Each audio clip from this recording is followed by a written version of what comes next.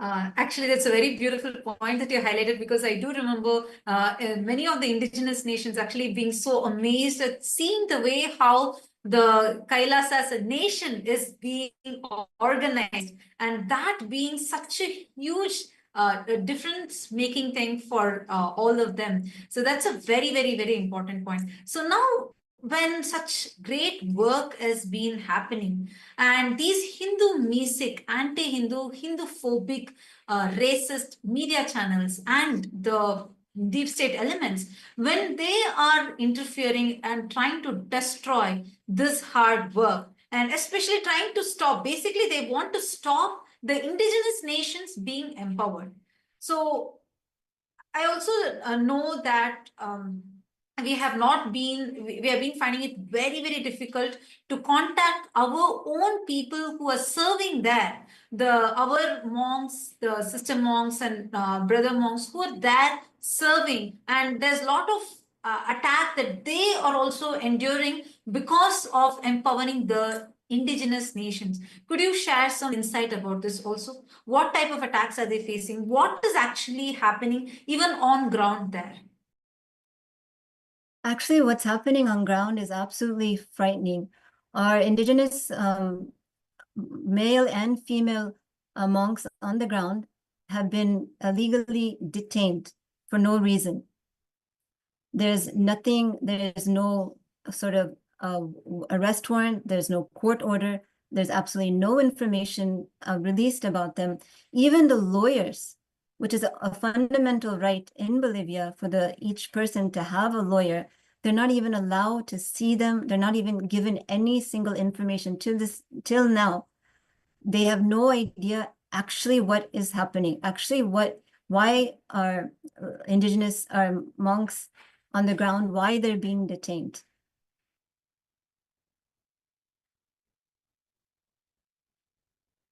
In fact, here I would like to speak about how the various details on how our monks, how our delegates in Bolivia who were there on the ground were actually attacked by the various deep state elements who were there and were actually at gunpoint threatened to their entire life. And things actually began when the various deep state news articles and media started publishing false information about Kailasa and Kailasa's intentions and how the indigenous were working. And in fact, if we look at it on the other side, the indigenous local presidents of the indigenous nations were completely in support and in favor of Kailasa. And that is how it started.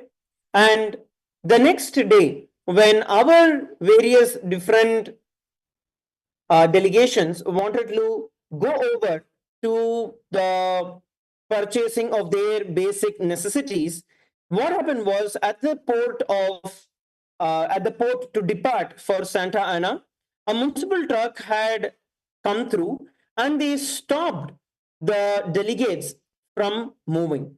This happened right at the morning, around 9 a.m. in the morning. And from 9 a.m., the truck was stopped and there were various mobs who had actually come in. And the first person to arrive and show up was actually the mayor. The mayor had actually come in with his goons and thugs, and he started calling and mobilizing other thugs in their locality. And that is when others started coming in. And by around 11 a.m., the team, the delegation locally, had boarded the boat for them to go and get their basic supplies so that they can continue living there peacefully. But during this time, over 70 individuals, and including agitated women, encircled and started screaming and recording and holding the delegates locally at gunpoint. We'll also be projecting the images for every one of you, where you will see that they were holding rifles in their hand and they were standing there encircling our delegates who are there on the ground, and they threatened our delegates our volunteers from moving from that place, despite no wrong on their part. And our delegates, these monks, also have humanitarian visa in Bolivia, and they're all legally approved by the immigration to serve and to conduct various humanitarian services which are there. But despite all of this, our delegates on the ground were threatened, they were manhandled, they were pulled, literally pushed out of the boat from with the idea to eliminate them on the ground itself. And this was all directed by the mayor. As per the UDHR Article 3, the right to security was breached by the deep state. And ICCPR Article 12 very clearly states about the freedom of movement. And over that, the local authorities, the deep state unlawfully blocked the departure of our delegates despite valid visas that they held in their possession and holding rifles and guns and holding us at gunpoint. So this is what happened early in the morning between 9 to 11 a.m. And in the scorching sun, one, they had tried to push them away into the water, trying to kill them on the spot. And at around 11:30 a.m., while boarding the boat, the mob members pulled out the bags of our delegates, our monks, and they started threatening, they started shoving one of our delegates. They were grabbed and beaten on the ground, causing them to fall on the ground, puncturing their foot, causing them to bleed. And all of this was intervened by a couple of our other delegates so that they are stopped from being dragged and pushed into the water and being terminated. This is what was going on the ground. And these are all the monks of the sovereign order of KAILASA, Nithyananda. It is these monks who went there, giving up all their life, giving up all their so-called wealth and everything just to serve people, just to serve the community. And this is what they had faced. And the persecution that we went through, that we have been going through even now as we speak, is just tremendous. When we look at it, one of the other monks, the necklace was ripped off. The necklace was ripped off the neck. It was not removed, it was just ripped off the neck, which hurt, directly started bleeding the delegate, the monk who was there. And they were specifically left in the scorching sun so that they would have sunburns. They were denied, categorically denied access to food and water. And there was very little space for people to even be there because the people had barged into the boat trying to push them off. And even as you can see in the photos, people started climbing into the boat, and even the people with rifles were standing right beside them closely, trying to threaten them and their life. And this is what was going on. And continuously, this attack never stopped. And this violated various articles, whether you take the UDHR Article 5, which is directly towards the freedom from torture and cruel treatment. This is even if you are a person who is accused, you still have these rights that are vested in you. But here, just for doing the humanitarian activities, just for offering the humanitarian activities, the monks of the sovereign order of Kailasa have been attacked. Same way, right to property, the UDHR Article 17. This shows our right to the sacred religious artifacts. And on the other side, in contrary, they were denied, they were ripped off the religious marks that were there. So these are the various different things that we're looking at that had happened in the initial hours. So just to understand this, our monks who were there on humanitarian visa because they're just there to serve, and they were, whatever they were doing was only services. And the people that attacked, these were not the indigenous people, right? So these were the people, another a group of henchmen with rifles who have been driven by the anti-Hindu, Hindu-mistic elements and anti-indigenous groups, the racist groups that had actually come and attacked our sannyasis who are there merely just to do the services. And actually, one very important fact I would also like to state here is that till now, we are not able to contact many of our monks who were there just to serve. They have been illegally detained, which is completely against the international laws and even violates many of the laws of the very government there itself. You can see here how our monks have been circled with people. And you can see mob gathering here, and you can see how our monks who were serving, the very monks who were serving, this video actually shows to all of you how the very monks who were serving there, doing the service to the country there, they're all surrounded and mobbed by so many people that are gathering that each of these were directly the entire thing was directly enacted by the deep state elements who actively came on ground and harassed the monks and threatened the monks at the gun point. And you can see our monk here is pleading. He's actually folding his hands and he's pleading the people there. And continuously you can see so many people, mob gathering around, and our monks trying to explain to them the whole situation, and press and media.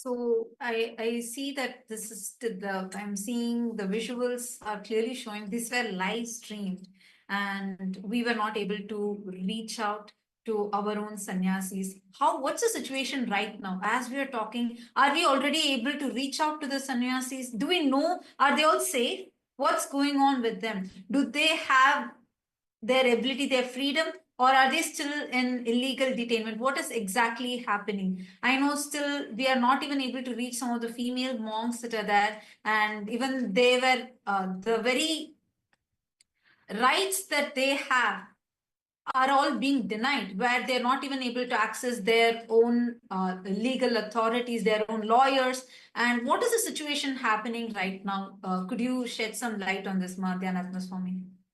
Actually, the truth is we don't know. We've lost all contact with them since morning. They have not been available. We don't know if how they're being treated. Do they have food, water?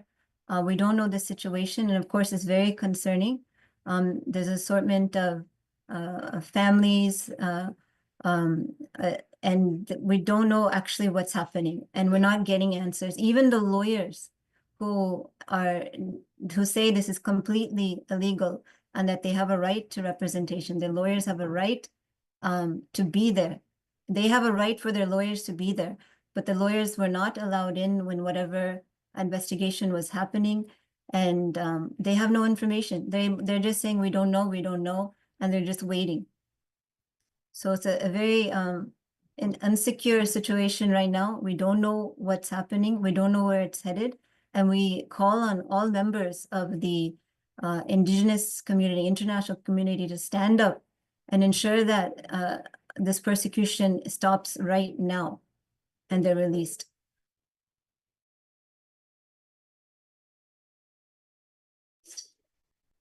Yes, it's very, very disturbing to know this, because we have lost communication with the monks who are living internationally right now over there, and we do not know what's the situation with them. And it's so scary actually, because both sides, female monks, male monks, both of them have been very unreachable right now. We have been trying, especially I know for the female monks especially, we've been trying to reach them. We've been trying to establish communications with them. Even their own lawyers are not being let to meet the people on ground. And this is something frightening because this is And completely most against the importantly- laws. And most importantly for us to remember, these are the monks who are from various different countries, well educated from various different backgrounds, who have left everything and come there to serve the people, to serve all the indigenous people. And this is how they are being threatened. I mean, you can literally see here in the pictures, circled for all of you. Here you can see how they're standing here with weapons, rifles. They were threatened with rifle at gunpoint. They were boat trapped. They were not allowed to, the monks who are from various different backgrounds. We have people from the US, various citizens from various different countries who left their high-paying jobs, their education, everything to come and serve the indigenous people and to serve the communities there, and have been serving. They have been serving for many, many months now, working around with the people, conducting various different initiatives, various different activities, including Annadan, free food distribution, yoga classes, mental health and wellness support classes, and so on. And today, they are being threatened at gunpoint. They're being threatened to their life. And I also see a question from a YouTuber. Ma Durjati has asked, they were held on gunpoint. Yes, Ma, that is a rifle image that we just zoomed in and showed to you, that these were the people, they were actually held. We could only gather very few visuals because the sannyasis there have been cut off from communication. They are under illegal detention in the hands of these racist deep state elements. So the situation right now is very, very serious. And this is a clear persecution happening right now, as all of us can see. So this is what is happening right now. And we also want to encourage any of the viewers, see, this is live right now. And any question you have, feel free to post it here. I'm seeing a viewer named Ma Sonali Gupta who has posted in YouTube. Do we know what triggered all of this? Why is this attack happening? See, the attack is happening just because these indigenous nations, these indigenous people are being empowered. And it is a racist Hindu music attack by the media, nothing else. Just because KAILASA stands for indigenous rights, reviving the indigenous cultures and traditions, just because of that, we are being attacked. And these indigenous people globally, if you see, they are fighting so hard, for example, just to preserve their forest. We can see so many examples of them globally fighting so hard to prevent deforestation, which is very, very important to mitigate global warming, for example. But even for that, something that is so critical, they do not get any kind of support. They keep, they keep fighting for years and years and years, but nothing comes out of it. So just because KAILASA, Swamiji is giving them support, is empowering them so that they have a voice, so that they get the confidence to fight for their culture, for their traditions, fight for their environment. Just because of that, we are being persecuted, we are being attacked. And one thing I want to add also, being illegally, wrongfully detained means our delegates, our monks, the monks of the Sovereign Order of KAILASA's Nithyananda, would be facing so many human rights, basic human rights violations, because that detention itself is illegal, which means they would not be getting any water, they would not be getting any food, they would be tortured, be it physically tortured or psychologically tortured. So many human rights and religious rights violations they would be going through. So it is very, very important that we bring awareness to this persecution, the continued persecution that KAILASA has been facing for decades now. Just because we want to bring global peace, just because Swamiji is working so hard to bridge the gap between the ancient nations, the indigenous nations, and all people, just for the sake of global peace and coexistence among all people. And I would actually like to add over to you, Ma. And one of the important things, as you told, right, especially with regards to the illegal detention and what would be happening, one of the main reasons why we actually don't even have that much of footage is because all the gadgets of our delegates, of our monks, when they were on the ground, were one, destroyed, second, they were broken and damaged by the mobs who were there.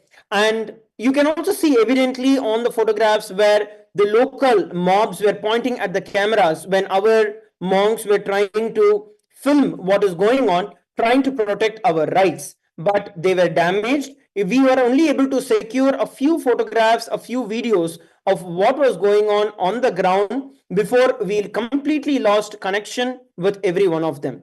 The locals, and when I'm speaking about locals, it's not the indigenous, it is those who came along with the mayor and the deep state races who actually arrived on the ground with the various guns and other weapons. Those people, they actually later searched the bags of our delegates, they actually snatched it, they forced the boat driver to anchor the boat, not letting the delegates to leave, and they were put there under the pretense of a meeting about unspecified documents. And but there was absolutely no fact, there was no detail about any investigation or a warrant that was there to either search. And later, even after the police had arrived, they had colluded with the mob, demanding the passports, ignoring the pleas and the safety of our monks. That's what we are looking at. And Parvati Swarupini is asking, is saying rather, did you know that international courts have repeatedly upheld that indigenous peoples have inherent rights to maintain connections to their ancestral territories regardless of borders? Yes, that is very true. But despite that, there's no respect to international laws. The persecution keeps happening. And, for example, even this detention, it is an illegal, it is a wrongful detention that is against all international human rights violations, international laws. But despite this, violations, persecution keep happening. And that is why, again, it is us that needs to raise the awareness to what is actually happening on ground. And, yes, just want to Yes, add to actually that is that there's many conventions also. For example, the UN DRIP by the United Nations, where so many countries have signed this convention that basically uphold the rights of the indigenous people. But despite this, the indigenous nations globally, they do face continuous persecution. They are denied their rights. And that is where Swamiji comes in. That is why Swamiji is extending empowerment, support to these indigenous nations, because it is required to unite all the indigenous nations globally under one umbrella, so that we together can work towards the preservation of our culture and tradition, and also the preservation of the environment.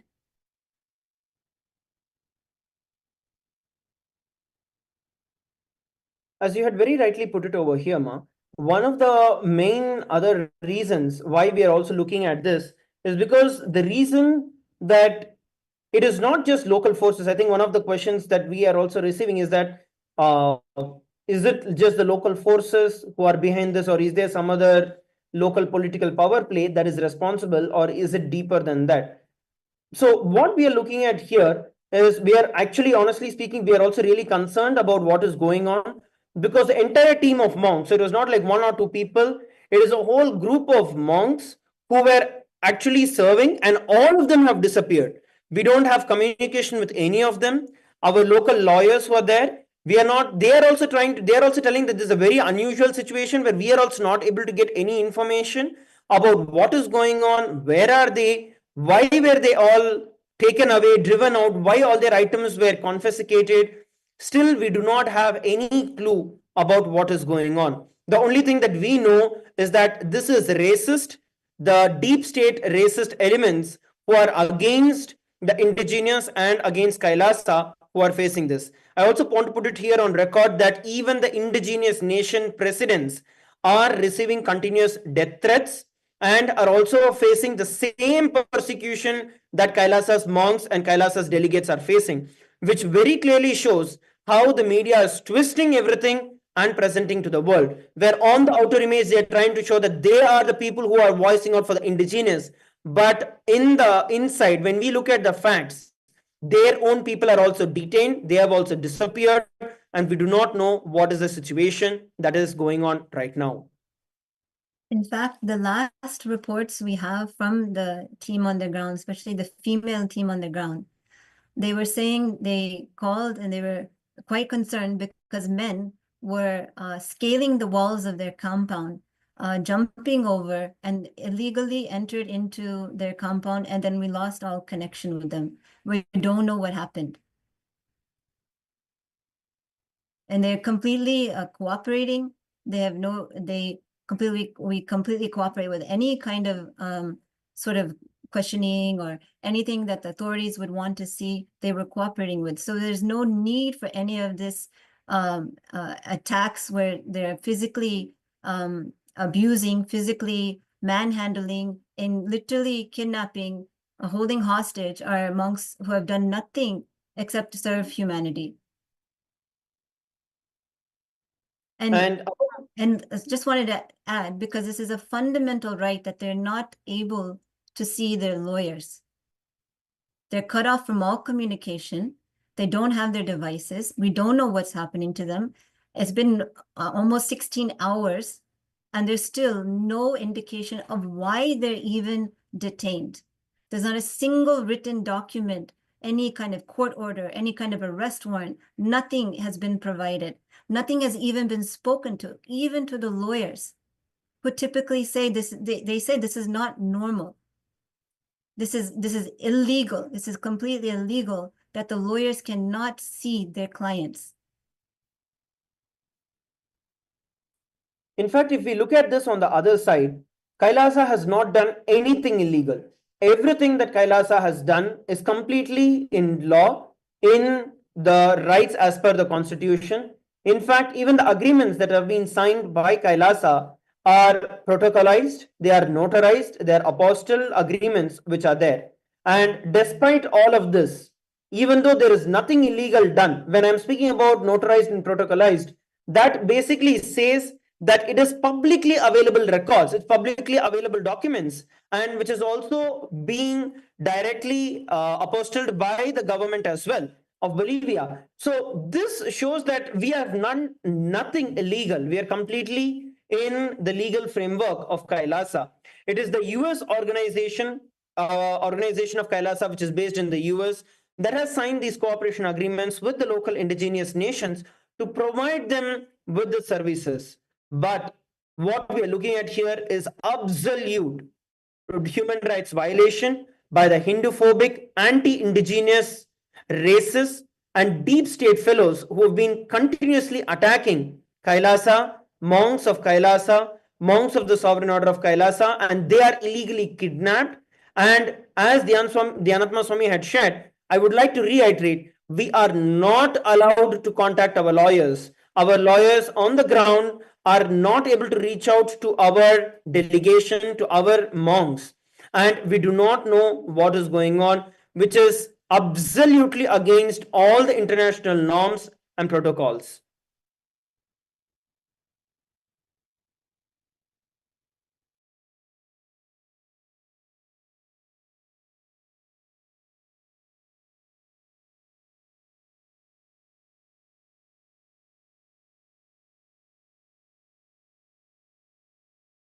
See, it's also against all international human rights violations that are happening to these, to our monks, right?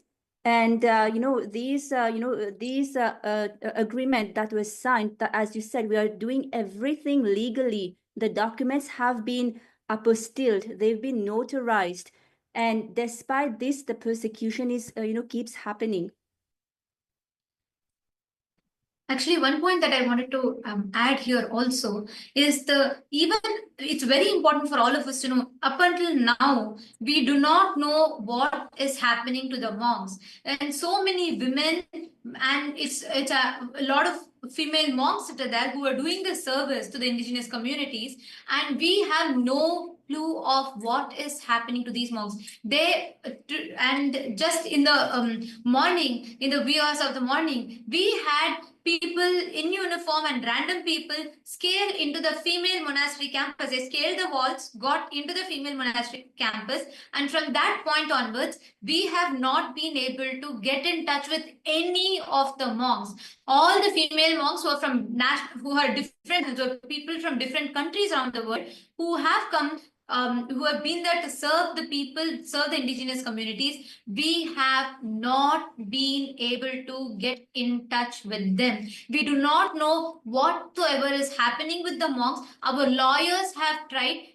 What is happening right now is illegal. It is against the humanitarian rights, the fundamental rights, violating the rights to access to lawyer. And the lawyers of the female monks are standing and trying to get access. They are not being allowed. There are armed people standing around where the female monks are currently stationed. We are not able to know what is happening. And the worst part is lawyers. Our own lawyers are not being allowed inside. That's the worst part. And these are local lawyers who are there, who can very well, as an international law, it is a fundamental right for us to have the access to our lawyers, our attorneys, but we are not even allowed to have that level access. Also, one very important thing that I'm just noticing here is, Nithyananda Swami, could you just correct me if I'm wrong? As how I understand, the campuses of the female monks and of the male monks is completely separated, like they are miles apart. Am I right? And at the same time, this is like a multi-pronged attack. Did it happen like on the same day? It's happening on both places? Exactly. You bring up an excellent point. These campuses are hundreds of miles apart. And at the same time, these raids, these attacks on them were happening, the kidnappings, holding them hostage, cutting them off from communication, manhandling them, you name it, has been happening at the same time. And This is another thing I would like to add in over here to Dhyanatma Swami is that it's actually a very important point that was brought up. And in fact, given that Kailasa's delegation, Kailasa's monks locally have been serving various different indigenous nations. So it's not just one indigenous nation that Kailasa has been serving, but several indigenous nations have been served by Kailasa continuously. And in all of these places, the indigenous nations as well as Kailasa's monks were attacked simultaneously at the very same time. And this was actually a very well planned, targeted attack, because as we can see in the media over the last almost a week's time now, that the racist media, the anti-indigenous media, was publishing fake articles and deep state articles in the social media, in the mainstream media, that was instigating the locals or the others other than the indigenous to be prepared for what was going to happen, so they can cover the entire thing as an attack on the indigenous, completely convoluting the entire ideology that is there. They did not even take any statements from the actual indigenous people who are there on the ground. They just gave their own ideas that were there. This is a very important point, because as a media, you're supposed to consider all the sides. So they did not ask any of the, they didn't ask Kailasa. They did not even consider or consult with the indigenous people, and they had their own narratives prepared. Actually, this is only exposing a deeper level attack that is happening. It's a deeper level conspiracy. And let alone asking, one important point that I want to mention here is they are instigating the mob to attack our monks. The mob is being instigated very systematically. This whole persecution that is happening right now It is against all the indigenous communities, and very actually these deep state elements are instigating the people, the mob, against the monks there, and they are being physically assaulted and attacked. We have multiple media, live media right now covering as the attack is happening, but unfortunately the narratives that is being spread is completely false, and like hate speech is being spread and demonizing and vilifying what the services at Kailasa is doing and instigating mob to attack the monks of Kailasa. Till now, all our female monks have been illegally kidnapped. We do not know where they are. We do not know if they are safe. They are young monks. There's so many different women from different countries who are there. We do not know if they are safe. We are not able to, all their devices have been illegally confiscated and they are not allowed to talk. They have not been allowed to interact with us whatsoever. Our lawyers are not able to reach them right now as we talk. Already so many hours have passed, almost a day has passed. We do not know the status of our sister monks. So I'm seeing a question from Robin Taylor. She's asking, why is it always the female sannyasis? Why do they always attack the female sannyasis? I don't get it. It's actually not just the female sannyasis that are getting attacked. They are attacking indigenous people. They are actually targeting the different indigenous people, and simultaneously they're attacking. It's like a multi-pronged attack that's happening right now. And I'm seeing a question from Soumya who's asking, how come attacks happen same time on both the campuses at miles apart?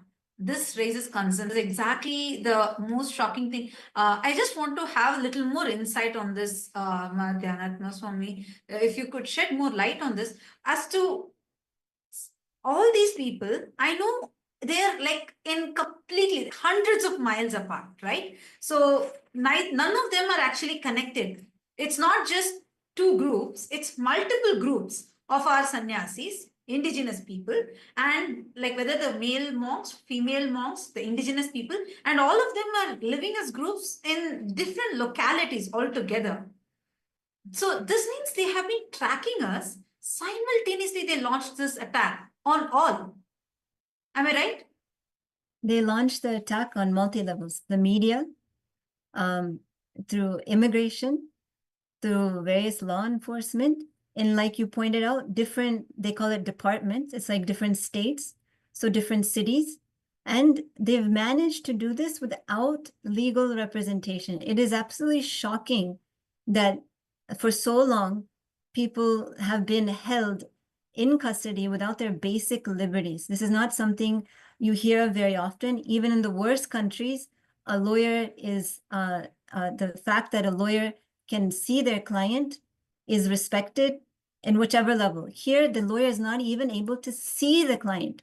The lawyer was not even allowed into the premise of where the female monks were. And the lawyer is not given any information, not even to know basic of what is the reason for this. Show the arrest warrant if there's an arrest warrant. There isn't an arrest warrant. Show the court order. There's no court order. It's just simply they scaled the walls, they barged in, they manhandled, they cut off their devices. We lost all communication with them.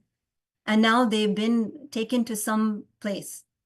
What's happening to them, we don't know. My God, this is so scary. And we need to understand what God. this is happening to the female monks. And on the other side, to the male sannyasis, to the male monks, it is extremely disheartening what is going on right now. Because the crowd, the mob instigated by the deep state, and there are few men in uniform who came, they grabbed the personal belongings of the monks and they went through all their passports, confiscated their passport, all their travel documents, personal documents, and they released it to the media. There were mob people, media that are broadcasting our sannyasis documents, their personal documents, passports, everything live. From morning for a whole 2 days, they have not been allowed to eat food or drink water. And we all should know, there are few people, indigenous communities who have been benefited by the service of Kailasa, by the service that these monks are doing, many indigenous communities are coming, trying to give some water and standing to support these monks, but the mob instigated by the deep state elements are attacking any indigenous person that is standing with us. Actually, just this morning, this has been going on for the last 2 days. The sannyasis have not been able to drink water for the last 2 days. In fact, one of them fainted on the ground. One of the male monks, he fainted on the ground, not being able to have access to water. When indigenous people who have been benefited by our services came in support, they were also attacked by the mob. These sannyasis were manhandled. When they were on the boat, they were first trapped on the boat and they were grabbed by the crowd outside the boat and they were made to walk for a few miles while press, media, everyone came and covered them. And as the monks are trying to explain, their bags were grabbed from them and all random people started going through their bags and whatever their passports, all their travel documents, their personal documents, medical history, everything was confiscated and they were given to the media. The media started streaming all of this, taking their personal documents and sensitive documents and showing it on live. On the other side, all their personal belongings were grabbed away from them. They were pushed, manhandled, and they were not allowed access even to have water.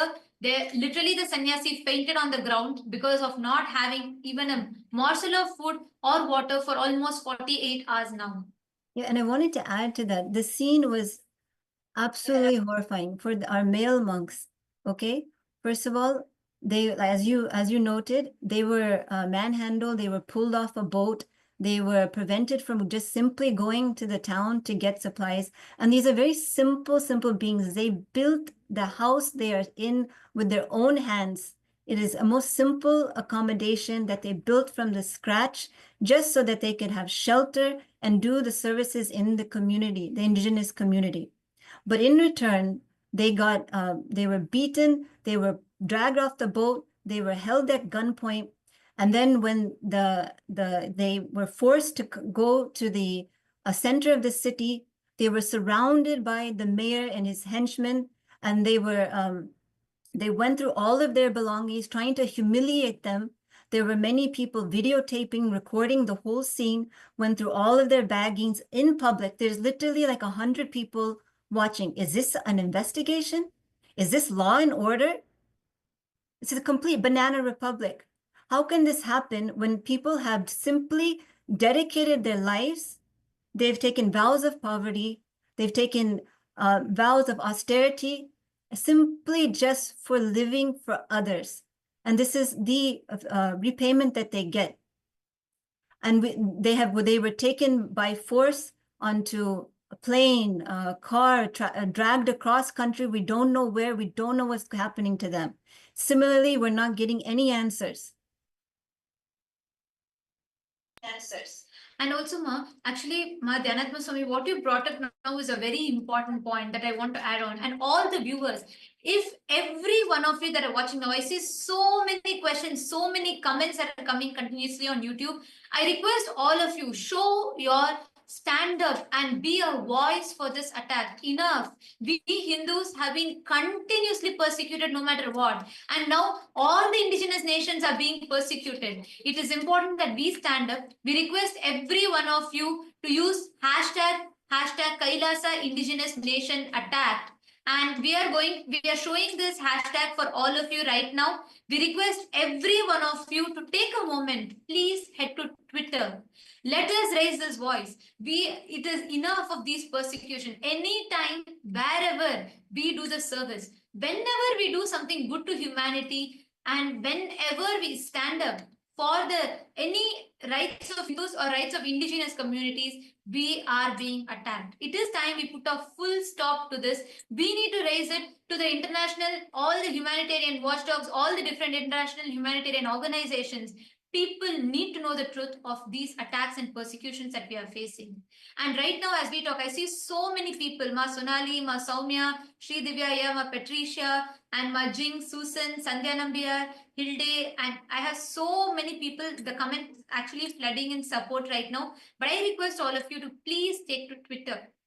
Use hashtag KAILASA Indigenous we request all of you to use hashtag Kailasa Indigenous Nation Attack, and please post, tweet, make the tweet. And right now, even as we talk, we have multiple Kailasas being attacked, the multiple places where one side, all the female monks, we have no idea. We don't even have access to them. There are so many young women who all came just to serve the indigenous community. They are being attacked. And on the other hand, our sannyasis, the monks, the male sannyasis are being attacked by the mob and crowd. The deep state elements have handed them off to the crowd. The crowd is manhandling them right now as we talk. We are not able to reach their personal belongings, including their phones. Everything has been grabbed. There are people with rifle and literally they're threatening them to the gunpoint, and they're forcing them with all their documents being taken away. They have not had a morsel of food or water, with one of our sannyasis even fainting there on ground. They have not had access to any basic food, and they're being tortured for the last 48 hours plus. And all the different women who are well educated from various different nationalities, citizens from various different countries who have come there to serve humanity. And we are very, very concerned right now. We are very, very, right now as we talk, we do not know what is happening to our female monks. We do not know what is happening to the sannyasis. We have people who are well educated, who have left their high paying jobs. We have sannyasis who have left everything, who have come there just to serve the people. And lawyers, their fundamental right, a US citizen or anyone, international right, fundamental right is to have access to the lawyer. But they are not, they're being denied. The lawyers have been standing since morning. They are not being allowed. We have armed people, armed men standing around the monastery campus, and all of whom entered illegally. They had no warrant, they had nothing. They've all entered illegally into the campus. They scaled the walls and they literally surrounded the whole campus, not allowing our female monks to communicate with us, confiscated all of their devices. And on the other hand, the males, all the male sannyasis who are miles away at the same time were being attacked, physically being manhandled, and they have so many wounds, and they have literally, one of the sannyasis fainted on ground. Actually, what is really, really very unsettling for me is that how can, like, see, we are not, everyone is serving in different areas. These are hundreds of miles apart. What right do they have to stop the lawyers coming and helping? And this is like a multi-pronged attack. At the same time, the attack is happening in all these places. How is it fair? How is it right? I do not understand. Actually, it's very painful for me because our own sister monks whom we communicate with every day, and like, I feel so bad. I do not know what's going on with them. I don't know are they safe? Is everything okay with them? I don't know, because from morning we've not been able to contact them. The lawyers are there. They're trying their best. They're not able to even get in touch. They're not able to see because everywhere they have blocked. They've gotten, there are goons, there are uniformed armed men, and there is something going on over there. And everyone, there's a group of people, all of them suddenly just disappeared. Our monks gone. We don't know where they are.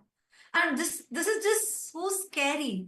Right now, what right do they have? How can they do this? And what is all of this for?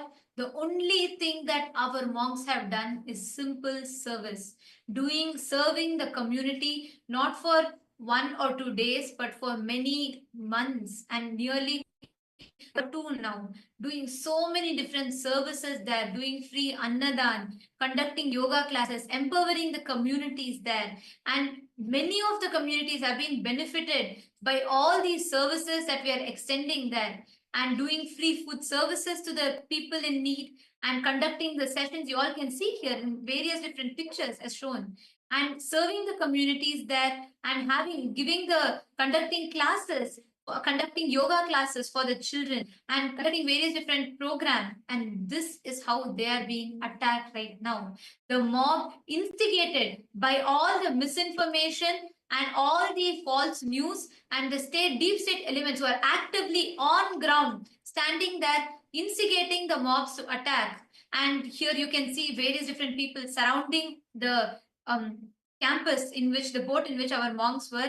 And here you can see the man standing here with a rifle. And these are just few pictures that we were able to gather from, but we still are not having access. We do not know what is happening with our monks. We are not able to come in contact with them. We are not able to get in touch with them. We do not know what is happening to them right now as we talk. Actually, we are requesting and pleading with every single one of you. It's too disheartening, and I have no words to express. We really request every single one of you. We need your voices. We need every one of you to voice out this right now. It's so important. It's like, how is it happening right now? We are supposedly in the world with the most communication. We are in a world where social media, AI is there, and this is the situation. What's going on? How can we have the persecution happen right now, what we call as the most modern, very tech-savvy era where the communication is at the highest? How can we allow persecution to happen right now? No, we need to stop this. Please take a moment. I request all of you, share with everyone, plead everyone, every single one. This is not just an issue, not even just for Hindus. No, this is for humanity, because indigenous people are getting attacked. Already, so many indigenous civilizations have been demolished. We need to say this right now. We request all of you, please take a moment. Please use the hashtag Kailasa Indigenous Nation Attack, and please go ahead, share this with everyone. We need all of your voices. Any questions you have, please come to the YouTube live right now. You can post it in the comment section. We are ready to answer you. This is a humble request. We have not been able to reach any of our monks, and even the indigenous people. Our community has become unreachable right now because all their phones, everything is getting confiscated. It's too important. And I request all the members. Right now, I already see so many people have started tweeting. So many people are posting. And right now, as you're all watching, I urge every one of you, take to Twitter, tag all the international humanitarian orgs, tag everyone. Let us reach this right news to people. Please tag the leaders and the heads of your states and people, media, everyone in your country, in your locality. Let us take this to the world right now. And I already see many people tweeting here. Ma Ekapada Shaktini has posted, Kailasa is a legitimate nation focused solely on global peace. Absolutely right, Ma. With the years of service that Swamiji has done, we can clearly see the only goal for Kailasa has always been and will always be for serving the humanity. Ma Medellin Portuguese has posted, the rights of indigenous people have been trampled on and violated for centuries. And this attack is no different. Kailasa stands up and defends their rights. And for this, we are now being targeted again. This is very, very important. Thank you so much for sharing this, Ma Medellin Portuguese, because all we have been doing is to stand up to become that unified voice, to unite all the indigenous nations. For so many years, decades, generations now, the indigenous groups have been persecuted and targeted, singled out. In fact, if we take various different countries in South America, North America, both, 99% of these indigenous communities have lost their lands. Their land, whether they have been victims of land grabbing, they have been victims of persecution, attacks, killing, genocide, ethnocide, and they have been attacked of cultural delegitimization and so many things. To this day, there is no platform for these indigenous people to go and request or stand up or ask for their rights. It is for the first time, Swamiji, that united all the indigenous nations from around the world, became a unified platforms. We have over 100 indigenous nations that has come together, and this scale of the revival that is happening is what exactly the deep state elements are not able to handle, which is why even here, as soon as seeing the active service that Swamiji has been doing, that continuously these attacks are happening. We have Kailasa Singapore that has posted, Bolivian journalists have a duty to report the truth. They have fueled a racist attack on Kailasa's indigenous Hindu traditions. This discrimination endangers not just one community, but all indigenous people striving for recognition. This is very, very important. And most importantly, I'd like to also highlight is none of these facts are being shown by any of the media houses. All misinformation, fake news, and false allegations are being spread, propagated by the deep state backed medias, the politically backed deep state owned medias, which are continuously propagating negative hate speech, that are propagating false news, fake news, and instigating people to attack. In fact, just yesterday evening, we had a whole group of the deep state elements that surrounded the monks, the male sannyasis. Throughout the day, they were there, and they got in a lot of these deep state press and media that came, and they started literally shoving the camera on the faces of our monks. They started physically assaulting the male sannyasis. They were not allowed to go anywhere. They were not allowed to move, and they had so many wounds. They were bleeding because of the attack that mob was having, because they instigated the mob. The mob was angry, and they were manhandling the sannyasis there, and they were not getting any protection from any of the officials whatsoever, because the deep state, the politicians were standing on the ground and masterminding this entire attack. And many indigenous groups, which has been benefited by our services, who know the real intentions and how Kailasa has been serving, in support of so many indigenous groups came together, and they started voicing in support of Kailasa, in support of the monks. All of them were also manhandled and beaten, attacked. This is the current status, but none of the media houses are showcasing any of this information. They are not showing what currently is happening to our monks. And I still see I see another person from Malaysia was posted, this is absolutely atrocious, these attacks on Kailasa. And just to remind this is not just singling out Kailasa alone. This is all the indigenous communities, indigenous groups that have stood for their rights. Everyone, all the indigenous groups that have joined together with Kailasa, all the indigenous organizations that are standing and voicing out for their rights are being attacked. Anyone that is going and speaking the truth right now are being attacked. They have no protection.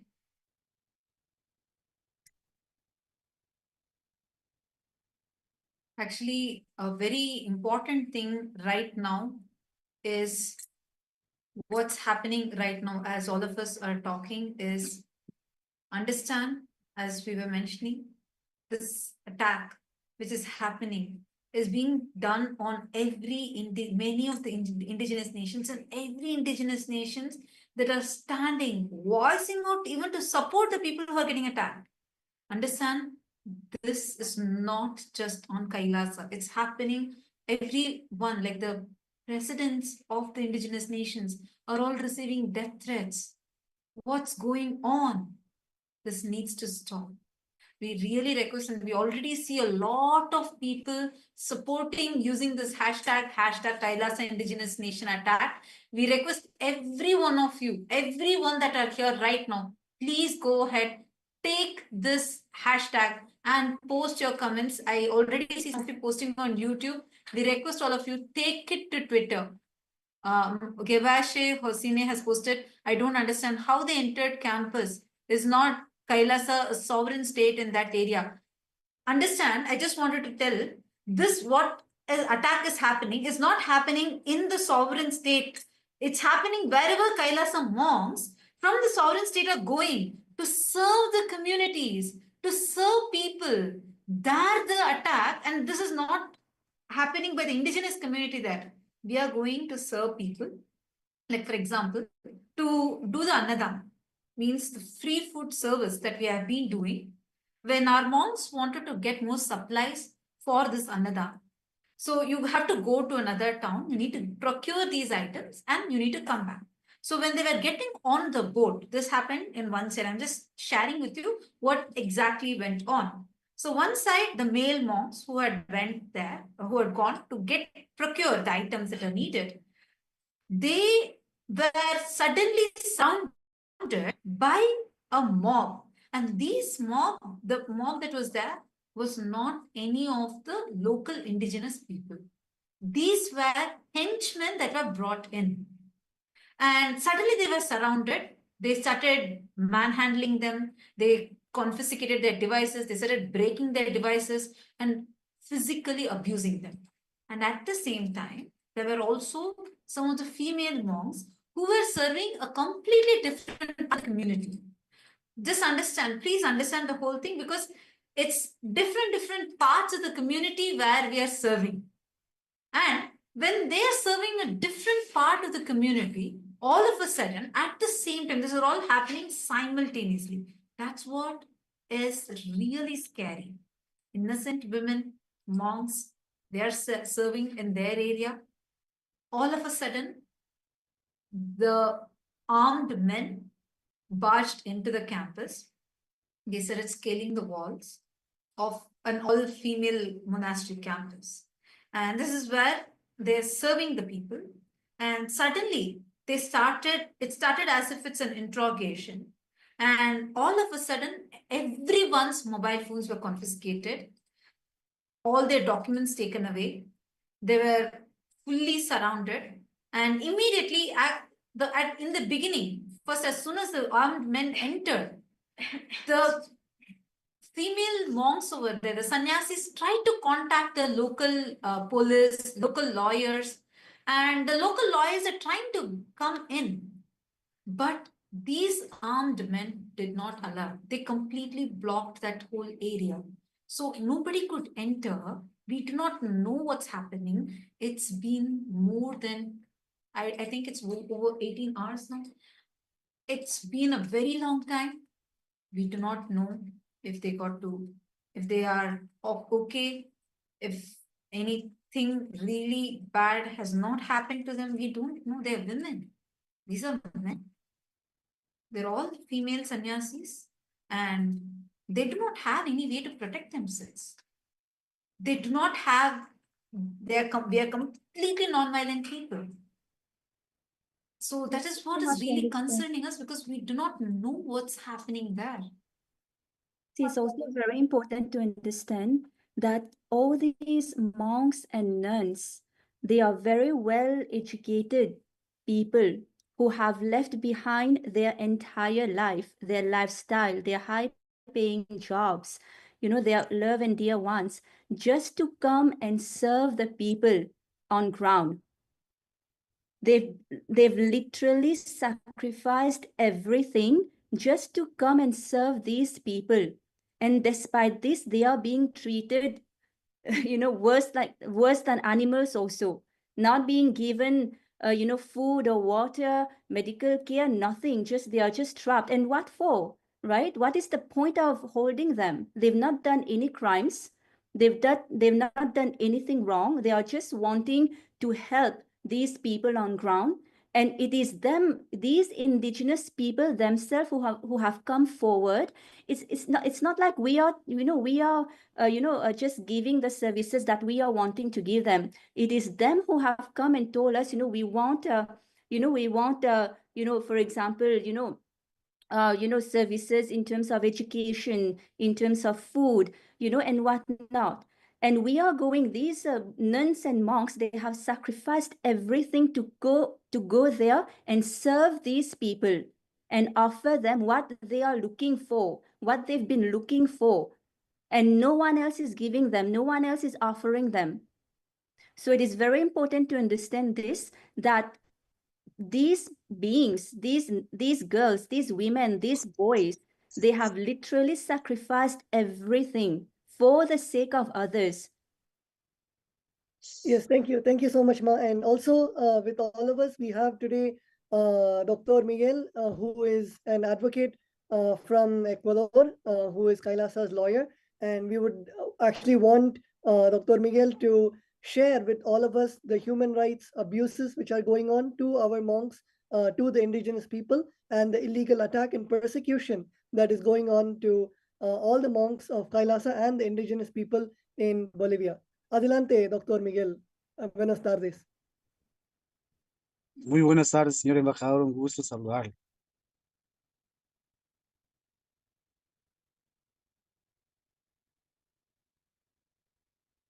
Hola, Sí, sí, escucha, podemos perfecto. empezar, doctor Miguel. Sí. Bueno, lo que debo comentar es que las personas son monjes, son sannyasis que han llegado a las comunidades indígenas ancestrales de Bolivia para realizar trabajo humanitario, servicios de yoga, servicios de educación, de salud, ¿sí? Sin embargo, por prestar estos servicios han sido mal observados por algunas personas de algunas comunidades que, desconociendo la realidad de los servicios que prestan los monjes, los sannyasis de KAILASA, los han retenido de forma injusta, ¿sí? Ahora tenemos conocimiento que los monjes están retenidos sin ninguna justificación por parte de migración, por parte del gobierno de Bolivia. Es decir, los han trasladado desde las comunidades hasta el Beni, a la migración de Beni. En otro caso, el domicilio donde vivían o residían ha sido allanado. Sin embargo, hasta la presente fecha y hora, se desconoce cuáles son los cargos que se imputan o se acusan a nuestros monjes o sannyasis, ¿sí? Entonces, estamos en esa situación de averiguar cuál es la situación jurídica de los monjes de KAILASA. Como dije, e insisto, ellos lo único que han hecho es prestar servicios gratuitos, servicios humanitarios para los pueblos originarios de Bolivia.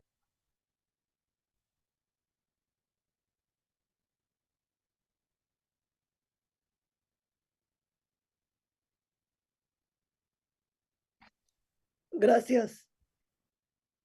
Gracias, doctor Miguel.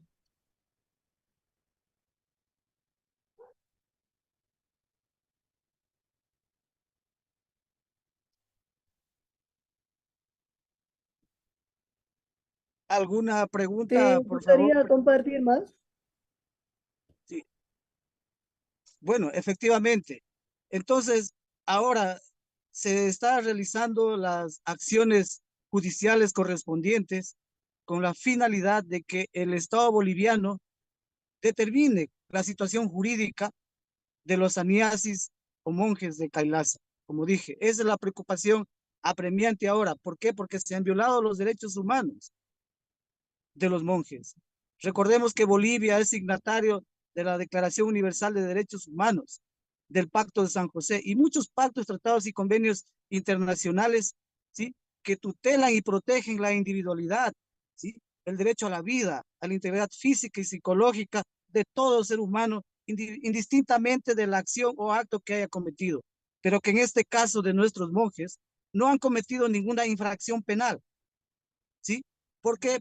Porque ellos lo único que han hecho es trasladarse a las comunidades a prestar los servicios humanitarios. No existe ninguna infracción penal que haya sido cometido por ellos. Por lo tanto, su detención o retención, tanto en migración, tanto en las diferentes instituciones, así como el allanamiento, ¿sí? Del lugar o casa de habitación, es totalmente ilegal. Lo que debe hacer el gobierno boliviano es poner en libertad de manera inmediata a los monjes, porque incluso su situación jurídica en cuanto a migración, su estatus migratorio es legítima, es legal. No han excedido los plazos determinados por migración, de tal manera que al no existir ningún cargo, ninguna acción ilícita por parte de ellos, tampoco haber o estar en una situación migratoria ilegal, su permanencia en Bolivia, por lo tanto, deben ser ordenada de manera inmediata su libertad. No se puede tener a los monjes privados de la libertad. Es por eso que nosotros hemos iniciado ya la acción legal correspondiente con la finalidad de que el gobierno boliviano determine su ubicación, su estatus jurídico, cuáles son los cargos que se imputan a nuestros monjes, con la finalidad de qué? De demostrar, ¿sí? De que primeramente se violaron los derechos humanos de los monjes y segundo, de que no existe ningún cargo, ninguna responsabilidad de ninguna naturaleza que comprometa su situación jurídica. Por lo tanto, nosotros vamos a exigir que el Estado boliviano, ¿sí? No se deje llevar ¿sí? No se deje llevar por las falsas acusaciones que salen en redes sociales, como que KAILASA ha comprado tierras, como que KAILASA tiene tierras para explotar a los pueblos indígenas, para explotar recursos naturales. KAILASA lo único que hace es proteger los derechos culturales y ancestrales de los pueblos indígenas. Por eso ha enviado a los monjes a sus territorios, ¿sí? Para que ellos trabajen conjuntamente con los pueblos indígenas y así en algún momento puedan también llegar a tener conocimiento, ¿sí? En todos los aspectos y puedan tener una vida digna. Nosotros no nos involucramos en actividades políticas, ¿sí? Lo único que nos mueve a nosotros es apoyar y trabajar con las comunidades y pueblos indígenas del mundo. Eso es lo que nos mueve. Y mientras tanto, como digo, insisto, ratifico de que nuestros añazis han sido vulnerados sus derechos humanos y por lo tanto el gobierno boliviano debe responder por eso, por cuanto que no existe ningún acto ilegal cometido por parte de los monjes o sannyasis que se encuentran ilegítimamente retenidos en la ciudad, en el sector de migración del Estado boliviano. Gracias, gracias, Dr. Miguel. And to translate for everybody watching us live on the various social media platforms, Dr. Miguel was, as a lawyer, giving his legal opinion on the current injustice that has been happening to our indigenous people and to our monks, which are happening right now. And Senor Miguel was talking about the rights, the human rights of the various international treaties, various international conventions, and how the basic human rights have been denied to our monks, to the indigenous people. Dr. Miguel was also talking about how that in this case, our monks have only been coming for to provide humanitarian services, providing free food, providing free education, literally helping the indigenous communities of Bolivia.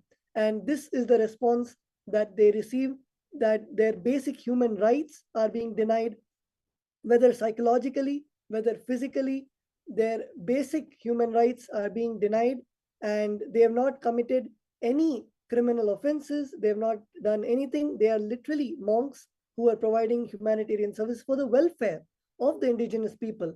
In fact, the indigenous people were so welcoming to KAILASA, were so welcoming with the monks, and literally had an emotional attachment with the monks that they were so upset when this is happening personally, whether it is the presidents of the indigenous people, whether it is the community leaders of the indigenous people, were so upset that this is happening to KAILASA, that it is happening to the monks of KAILASA who helped them all these months, all these years.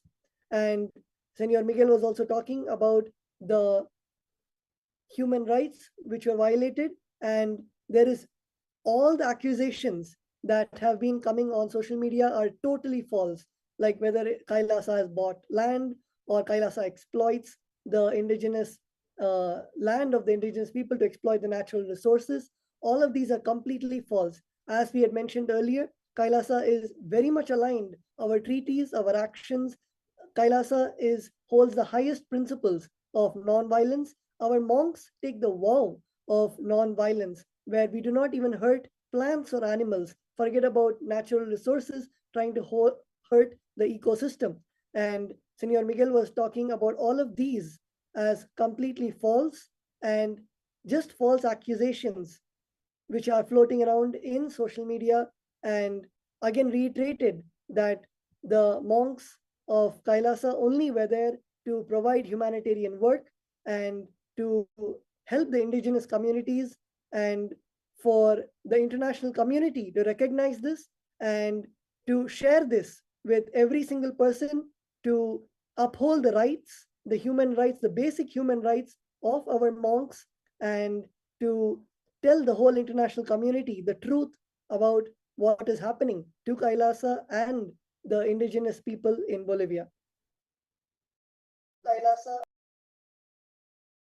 Bolivia.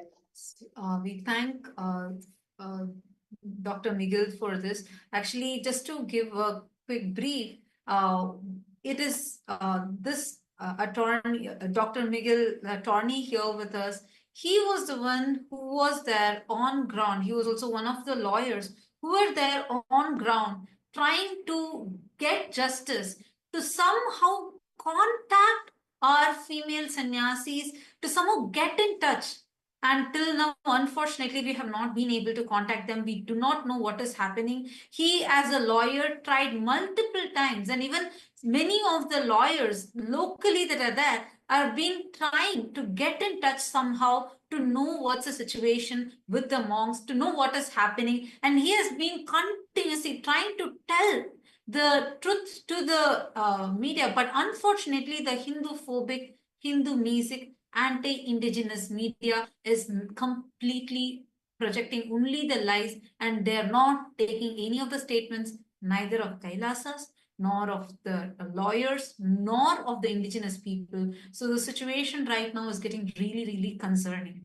And also, as Senor Miguel just highlighted a very important point, he said that how currently the monks' human rights are being violated. The monks that are there, all the female monastery, the members, the female monks who are there, and the male monks both, their human rights have been violated. They have been deprived of food. They are being illegally kidnapped. We do not know where they are. And all the Hindu-mesic, Hindu-phobic media houses are inciting hatred, instigating the mob against the monks, which is very, very serious because there is no one there on ground who is protecting the monks.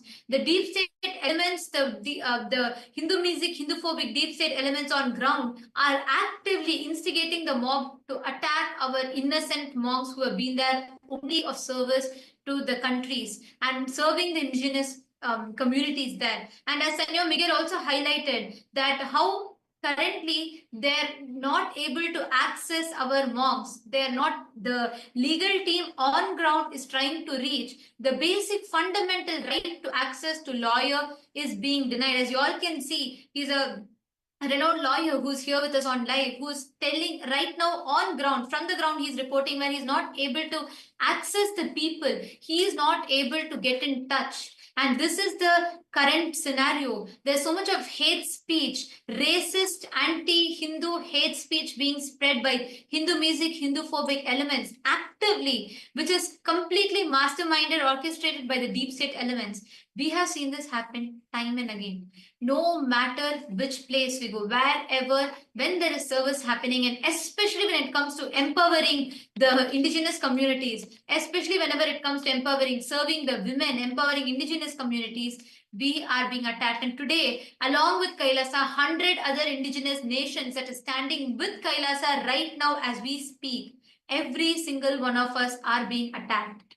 The heads of the various different indigenous communities are standing with Kailasa and supporting Kailasa, and anyone that comes in support of Kailasa, what the services that Swamiji is doing through Kailasa is also being attacked. This is the life scenario. This is what is happening right now as we talk. It is important that we, all the viewers, every one of you, please take to Twitter, take a few minutes and please post what your thoughts are. We are also having the inputs directly from the lawyer himself on ground, who is sharing, who is reiterating to us the gravity of the situation that is happening on ground currently. We are not able to get access to our monks. We don't know what is happening to them. We don't know if they are safe. We do not know how they are. We do not know in what condition they are in. All the monks, women, men from various different backgrounds, various different countries, walks of life, who have had who are all well educated, who have left their high-paying jobs and good jobs to come here to serve the community, to serve the humanity, are being attacked. Our lawyers are not able to gain access to their clients, to them, to the monks. This is something like, it's not something, I'm not understanding how so blatantly they're able to do this. This is not something normal. This is atrocious. I have Dr. Senor, Dr. Miguel, Dr. Miguel, I have a question. Doctor Miguel, una pregunta. Los espectadores quieren preguntarle al doctor Miguel. Nuestros abogados no pueden comunicarse con nuestros monjes. ¿Es esto siquiera legal? No, eso no es legal en todas las partes del mundo, en todos los países del mundo. Y en este caso, Suramérica, Bolivia es signatario del Pacto de San José, donde declara que los derechos fundamentales de las personas es de tener el derecho de tener contacto con su abogado defensor desde el momento mismo de que es sujeto de cualquier acto judicial, que en este caso los monjes o sannyasis que se encuentran injustamente detenidos en Bolivia, no se les ha permitido el derecho de contar con un abogado, no se les ha permitido el derecho de hacer una llamada a su familiar más cercano, no se les ha permitido o no se ha comunicado con su embajada o consulado correspondiente. Todo esto es una violación flagrante de los derechos humanos del Pacto de San José o de Costa Rica o la Declaración Universal de los Derechos Humanos. Todo esto constituye un acto violento por parte del Estado que no respeta los tratados internacionales ratificados por ellos mismos. Asimismo, que no respeta su constitución de la República, que determina las garantías básicas del debido proceso de toda persona que ha sido detenida o ha sido procesada, que en este caso, como insisto, se han violado el gobierno boliviano todos los derechos fundamentales, el debido proceso, todas las garantías, por ejemplo, el derecho a la vida, el derecho a la asistencia de un abogado o de un defensor público. ¿Sí? Entonces, no conocemos la situación, si estarán vivos, si estarán muertos. No conocemos su situación psicológica, física.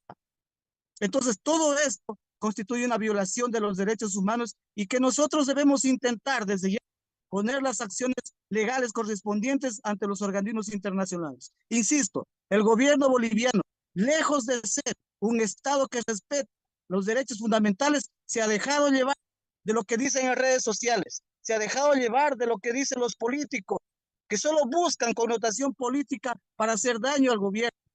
Y sobre eso han perjudicado y han violentado los derechos humanos de nuestros monjes o de nuestros sannyasis que se encuentran injustamente detenidos en Bolivia.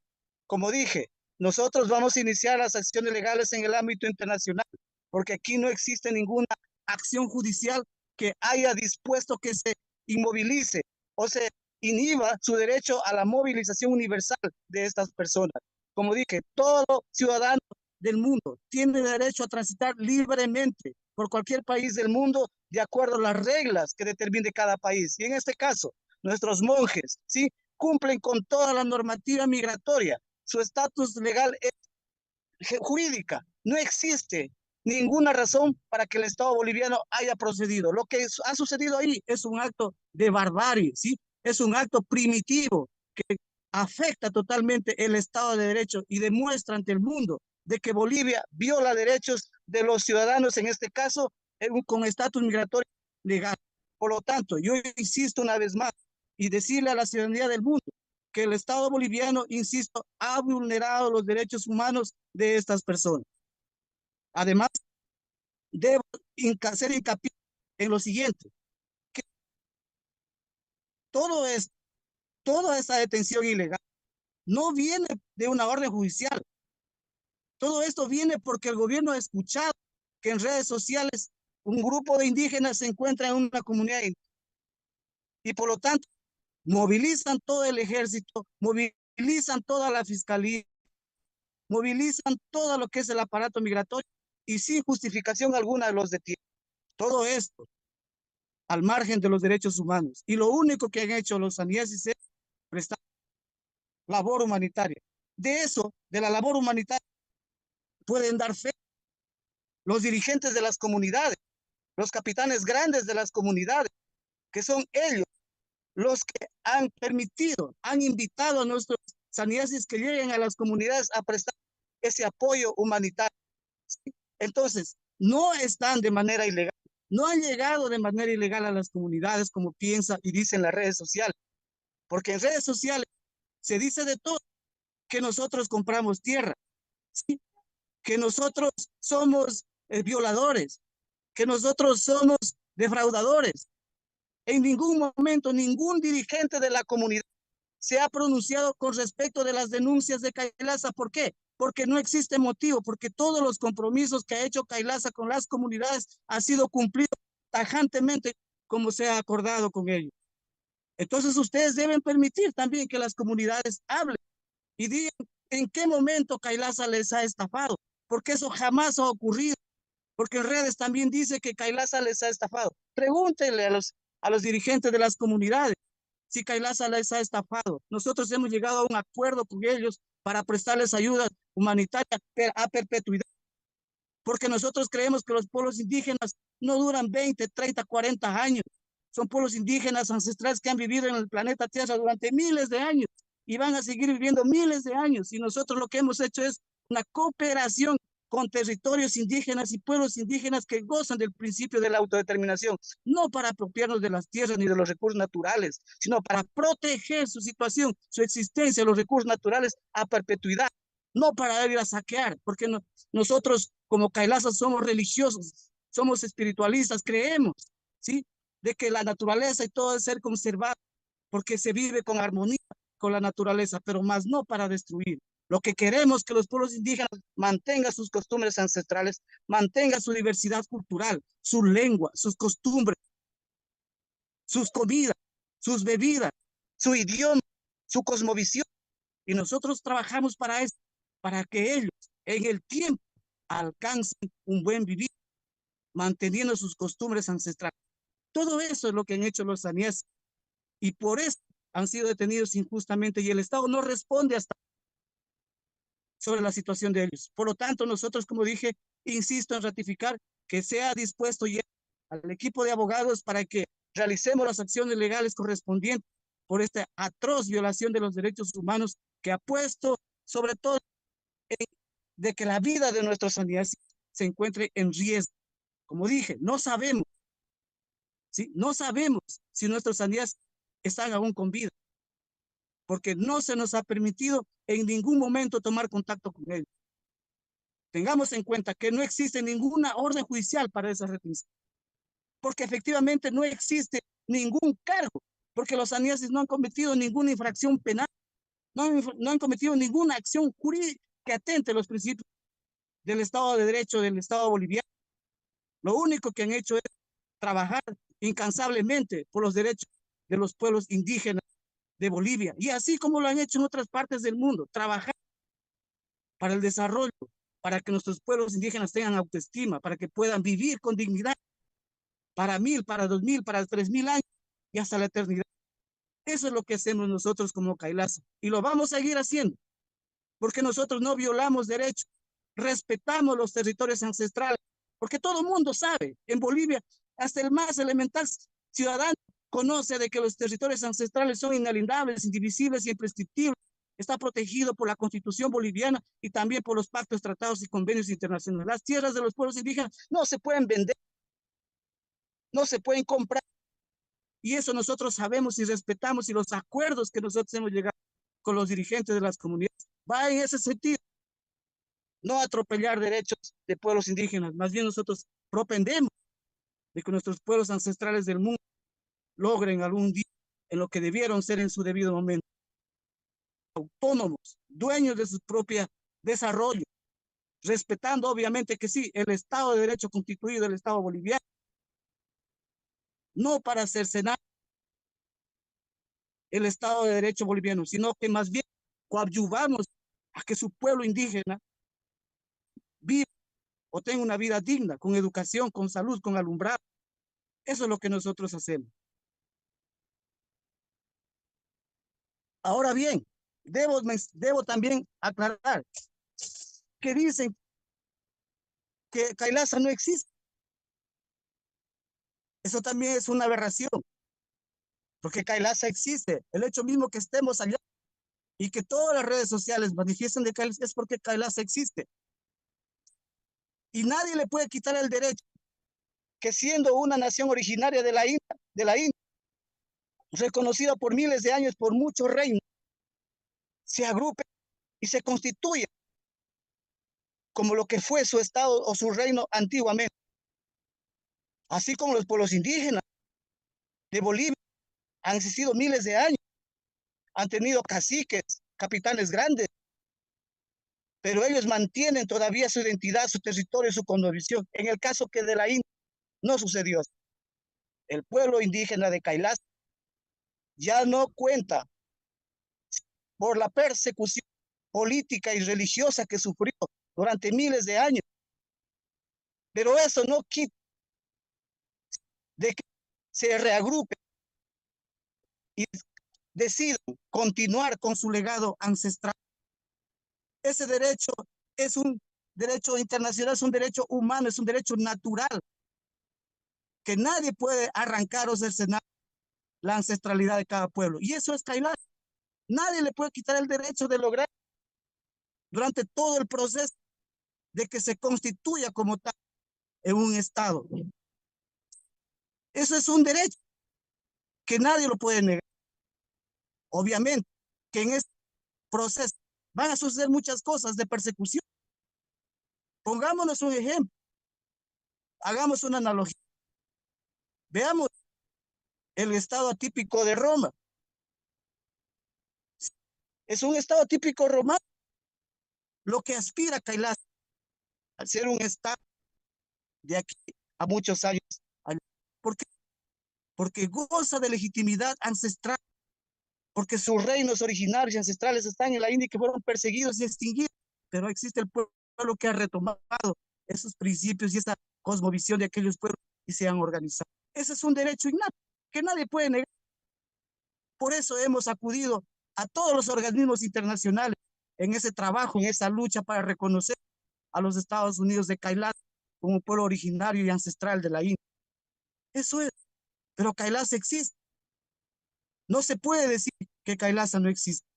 Tenemos nuestro propio sistema de gobierno, como lo fue hace miles de años. Nuestro propio idioma, nuestra propia religión o cosmovisión. Eso es KAILASA. También dice que KAILASA es una secta. Totalmente equivocados. ¿Quién puede definir el concepto o definición de secta? Entonces quiere decir que todas las religiones del mundo son una secta. No, señores, tenemos que aprender a respetar el derecho a la libertad de conciencia y de pensamiento. Cualquier ciudadano puede adorar o creer en lo que crea, en lo que considere para él su deidad o su Dios. En el caso de KAILASA, son gente espiritual que cree en el cosmos, que cree que todo el universo, que todos los seres humanos que viven en el planeta Tierra somos el Dios realmente. Y que queremos que la gente, como un ser humano innato, reconozca esos valores como individuo que tiene en su corazón, en su mente, en su actuar, sin hacer el daño a los demás. Eso es lo que es KAILASA. No es una secta. No cobramos por dar una misa. No cobramos por bautizar un niño. No cobramos por hacer actividades religiosas. Todo lo que KAILASA da, lo da gratis. Porque así debe ser la humanidad. La gratuidad, la humanización de los actos de los seres humanos es lo que importa. Entonces, esa tergiversación, esa mala información que han salido por TikTokers, que no saben lo que dicen, que no investigan, que lo único que quieren es fama, han destruido y han calumniado y han injuriado a los Estados Unidos de KAILASA. Y eso nosotros vamos a demostrar con el tiempo. Lo que sucede es que, de acuerdo a los principios de KAILASA, no son un pueblo beligerante, son un pueblo amistoso, que por eso no ha salido a reclamar. Pero esta vez ya es demasiado, por cuanto que se han vulnerado los derechos universales de nuestros sannyasi. Y esa es la aclaración que debemos hacer y que se lo haga para todas las personas del planeta Tierra, porque hay mucha mala información y mucha mala tergiversación a KAILASA, sin que KAILASA ha hecho nada. Que KAILASA ha comprado una isla en Galápagos, en Ecuador. Las islas no se pueden comprar, es patrimonio cultural de la humanidad. Toda esa información es realizada por TikTokers que no tienen nada que hacer, que se dedican a tener fama a través de estos medios digitales. Pueden hacer lo que sea, pero para poder hablar de algo tan importante como KAILASA, se tiene que investigar e ir a la fuente. Estoy a las órdenes para las preguntas que estimen necesarias.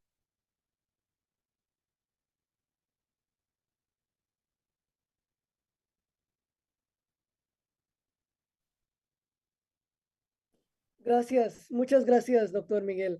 And to all the viewers watching us live, we also wanted to translate what Dr. Miguel was saying.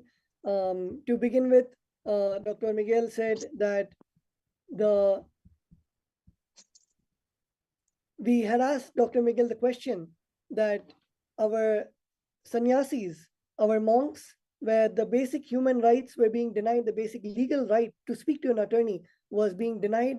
And Senor Miguel has beautifully explained that this is not the case. And many countries, including the countries in South America, are the signatory of various conventions that declare the fundamental rights of people, and not having the contact with even their attorney is a denial of their basic human rights. And in this case, the monks our sannyasis have not even received this basic human right, and this human right itself has been denied. And this is a violation of the Universal Declaration of Human Rights and the various conventions that the South American states have and are a signatory of. And all these are direct violations of the basic human rights and the basic rights for every person. And all of them have a right to life, to a right to an attorney. And we don't know if they are safe, if they are well, if they have eaten, if any food, water, basic necessities have been given to all of them. And all this is a direct violation of human rights. And we call upon the international community, we call upon the various humanitarian institutions to bring justice to our monks, to our sannyasis, who literally have only been doing the humanitarian services and have been selflessly working for the benefit and with the indigenous people of Bolivia. And right now, their basic human rights are being denied. And our sannyasis, Senor Miguel has said that we are going to initiate legal action at an international level and notify the international community of the human rights violations which are happening to the Hindu monks, the human rights violation that is being committed against our monks, being committed against the monks of Kailasa and the indigenous people of Bolivia. And he explained also that every citizen has the right to freely travel, and this basic human right of the restriction of movement is being denied for our sannyasis right now. And they have not committed any crime, they have not committed any offense, and it is just the direct persecution from the deep state of illegally withholding our monks, illegally detaining our monks, our sannyasis. And we call upon the international community to condemn what is happening against our sannyasis, our international monks. And Senor Miguel also expanded about the various comments that are going on in and around social media that Kailasa is not a state. Senor Miguel said that as per the various laws of self-determination and various other laws of the international law, Kailasa is a state as per international law, just like how the indigenous nations in the various parts of South America are the original indigenous nations. Same way, in the part of self-determination, Kailasa is a state as per international law. Kailasa maintains diplomatic relations with multiple countries across the globe. Kailasa fulfills the various international norms of being a state. And Senor Miguel also said that there are various accusations that Kailasa is trying to fraud the indigenous people, but Kailasa has only been working with the indigenous community. And in fact, the indigenous community also is in agreement with Kailasa and is thankful for Kailasa to come and to help them provide the humanitarian services in perpetuity. And KAILASA has been working with the indigenous nations, and we don't just last, our humanitarian aid does not last just 30 or 40 years. And as brothers and sisters of indigenous people, as KAILASA, one of the founding members of the United Ancient Nations intergovernmental organization standing for indigenous people at the international level, KAILASA provides the humanitarian services for thousands of years to support our indigenous brothers and sisters worldwide. And KAILASA is not here to appropriate their lands or natural resources. KAILASA is spiritual, KAILASA is religious, KAILASA is completely non-violent and lives in harmony with the nature, not to destroy, but to preserve the nation, to preserve the indigenous customs, to maintain our cultural identity, to maintain our diversity in culture, our customs, our language. And KAILASA works towards preserving and defending the rights of the indigenous people, preserving the customs, the culture of indigenous people worldwide. And when KAILASA is doing all of this, our monks, our sannyasis are doing all of this illegally. They have been detained and there is no response.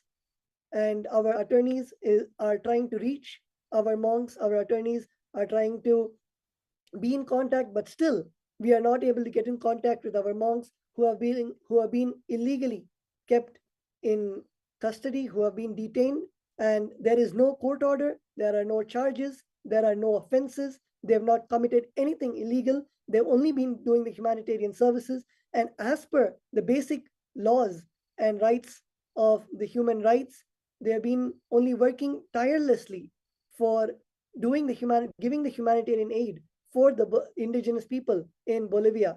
And while they've been doing all this, they have been now inhumanly treated, and completely their basic rights have been violated. And this is against the constitution of Bolivia, against the constitution of the various South American countries, where the constitution does hold a high regard for human rights. The constitution does hold the basic human necessities of providing the basic needs for every person. And this is what is being committed against the monks, against sannyasis, is against the constitution of their own country, and they are going against their own constitution, while KAILASA has only been providing the humanitarian services. And including Bolivia and many other countries are signatories of the international pacts of and international agreements, international treaties, which is directly implementable, whether it is the Treaty of the Universal Declaration of Human Rights, or whether it's a treaty of the ILO Convention, which respects the rights of indigenous people. The various treaties, it goes completely against their own constitution, against these international treaties that they themselves have signed. And Senor Miguel also told about many people commenting that KAILASA does not exist. KAILASA does exist as a continuation of the various 56 Hindu nations that existed for thousands of years. KAILASA, as the supreme pontiff of Hinduism, is the current emperor of 21 of these ancient kingdoms. Even the United Nations has recognized this continuity and the legal personality, the juridical statehood of KAILASA. And the self-determination is an international right, it is a human right, and no one can take away the identity of the nation from the people. And whether it is the state, whether it is anyone, cannot belittle the right of self-determination. And of course, Senor Miguel also told about the persecution that is going on to KAILASA on social media, with accusations of the various accusations that are floating around in social media. Senor Miguel clearly said that those accusations are false. KAILASA is only here to protect and stand with the indigenous people, and not to, whether it is go against the constitution of Bolivia, go against the rights of the indigenous people. In fact, KAILASA upholds the constitution of Bolivia very much in all our actions, upholding the rights of the indigenous people. And even the indigenous people are standing in solidarity with Kailasa at this moment, and we are standing with the indigenous people, and it is only the deep state and the anti-Hindu, anti-indigenous media that is attacking the Hindu community, the sannyasis that are currently being denied of their basic human rights.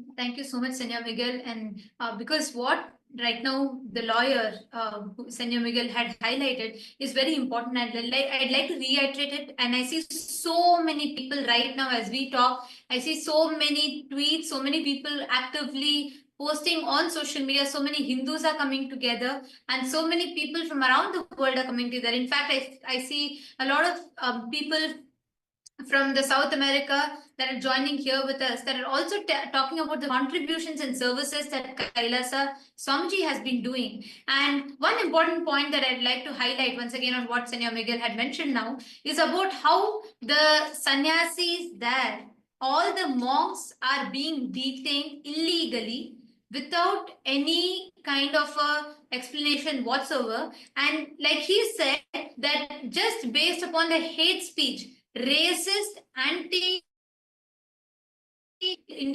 racist hate speech that is being spread by Hindu-phobic the media channels, which are completely orchestrated by the deep state, and spreading false news and hate speech, because of which all monks are being attacked by the mob. And today, up until now, I'm able to get in touch with our monks, with our sannyasis there on ground. And Senor Miguel had highlighted also about how this persecution, this is a persecution that is happening, and each time that for the services that Kailasa has been doing, like he beautifully mentioned, is also how all the indigenous groups are standing together with Kailasa, and anyone that is coming, anyone that is standing up is also facing the attack. And like he said, and I'd like to quote him, he said, you go and ask any of the indigenous people and they will tell you the same of what service that Kailasa has been doing. Just as we talk, if any of you, as all the people that are listening, you all can post your thoughts, tweet your thoughts with the hashtag. Hashtag is projected here for all of you. Please take a moment. We request all of you to take to Twitter, share with us, let us know what you think. Hashtag Kailasa Indigenous Nation attacked. And please post your questions also to us. If any of you have any questions that you would like to ask or anything specific that you would like to highlight, please take a moment, and we request all of you to please share with us or ask your questions and we can address them. Now, I just have one very important thing that I wanted to highlight. As we are talking, we also have some of the on-ground lawyers who are, even they are voicing out in their channels also directly about covering the attack that is happening. We want to just show you a small clip of how the attack is happening. I'm just going to show all of us can see here the kind of attack that what exactly they face. And like you're seeing here, this is the boat, literally all of them running and attacking. And a very important fact being,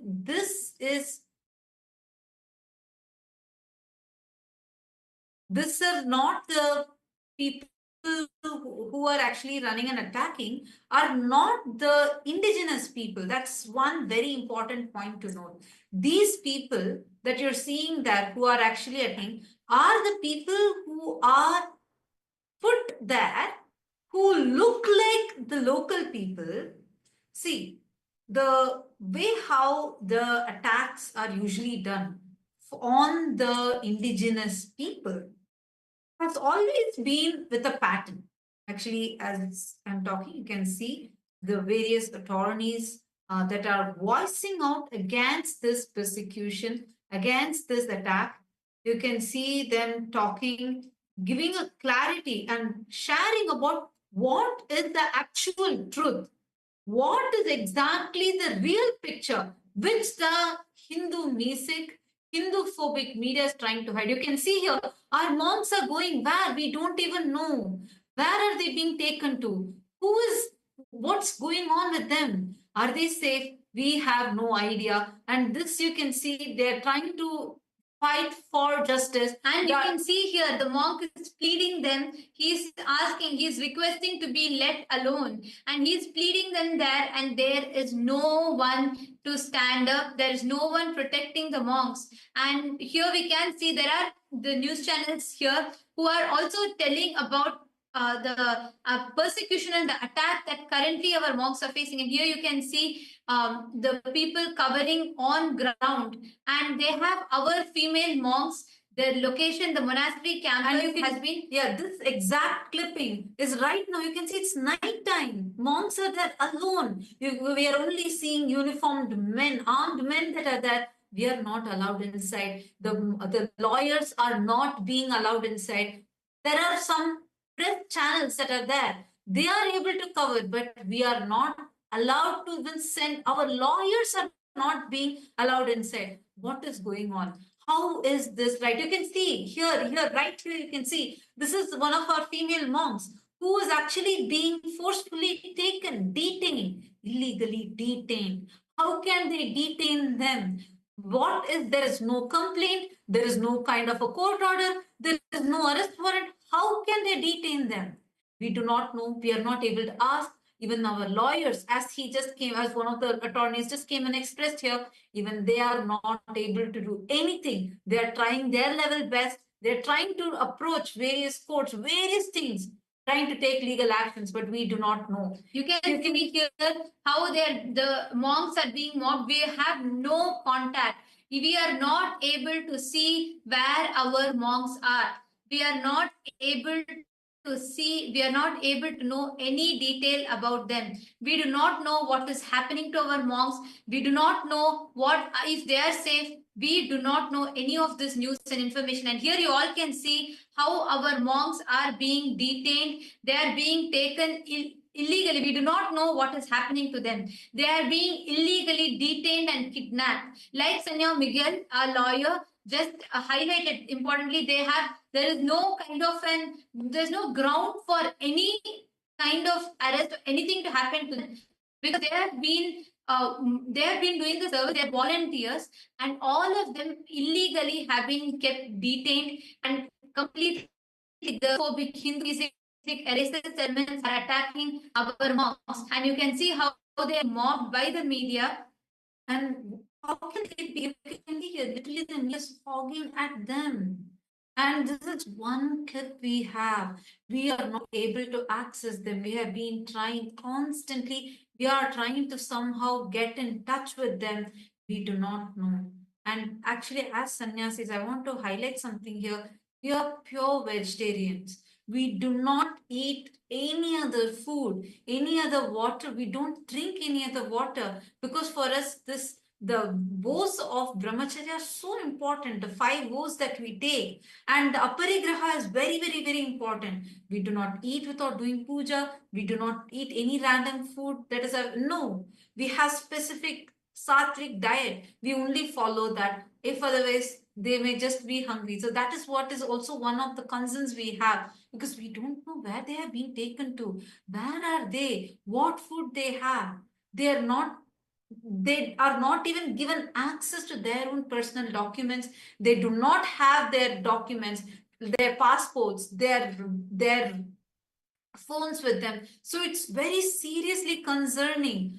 How can it happen right now? That is what is like the most serious part here, is where you can see here you're seeing Mr. Javier, who is actually one of the attorneys who's on ground trying to fight for justice, trying to try all the legal ways to somehow fight for the justice for the people, the monks, and their lives, which are at stake right now. And you can see here, you can see our monks are being taken, and up until now, the lawyer, Senor Javier, is live on their national media, requesting and pleading that we be led to meet our sannyasis. We are not able to meet them. We do not know what is going on with them. You can see Right now, I am showing you all the clips which we are only getting from media. We do not know what is happening to them. They are being taken to some place, and you can see the press, the media, they're mobbing them continuously. We are not knowing, we do not have access to our monks. We do not know where they are being taken. We do not know what is happening to them. These are just innocent monks that were there only serving the people, only doing good to humanity, and we have no idea of what is happening. And they are being attacked. Our lawyer, Senor Javier, is speaking on the live national international media channels, and he's also requesting, highlighting the persecution that we are being subject to. Absolutely. Actually, one more thing, if you notice here, you're very clearly seeing how the monks do not have a single bag on them. They're not carrying anything. Hey, this is a different country. We are going out of our sovereign lands to help the other indigenous communities, and the indigenous communities have been so warm, welcoming us, actually grateful for all the work that Kailasa has been doing. And you can see here, this is currently we do not know what is happening with these people. This is all the our people that are being held hostage over there. We do not have any communication. They are not even allowed to touch any of their own documents. Everything, like one by one, all their bags are being taken away. There are people there everywhere, and this is what is really and we are not able to access our monks. They are all being detained. We do not know what is happening to our monks.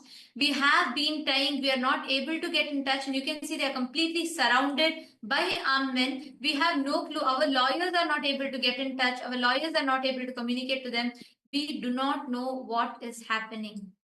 Actually, you can very clearly see this location is completely different from this other location. Like I was mentioning earlier, these are hundreds of miles apart, completely different locations. This is one location that we were able to collect the visual, and before this we got one more location which we showed you the visual of, and before that we showed you the boat visual. All these are different places, and everywhere they're identifying our sannyasis, they're identifying our people, and this is not just our people, any of the indigenous people and the indigenous people who are supporting the others. So these type of people are being targeted, and all of them are suddenly, they're just disappearing from the world because all communications are lost. And we are at this situation right now. Till now, this is going on for the last few days, and today it's gone to the peak where absolutely communication is cut off,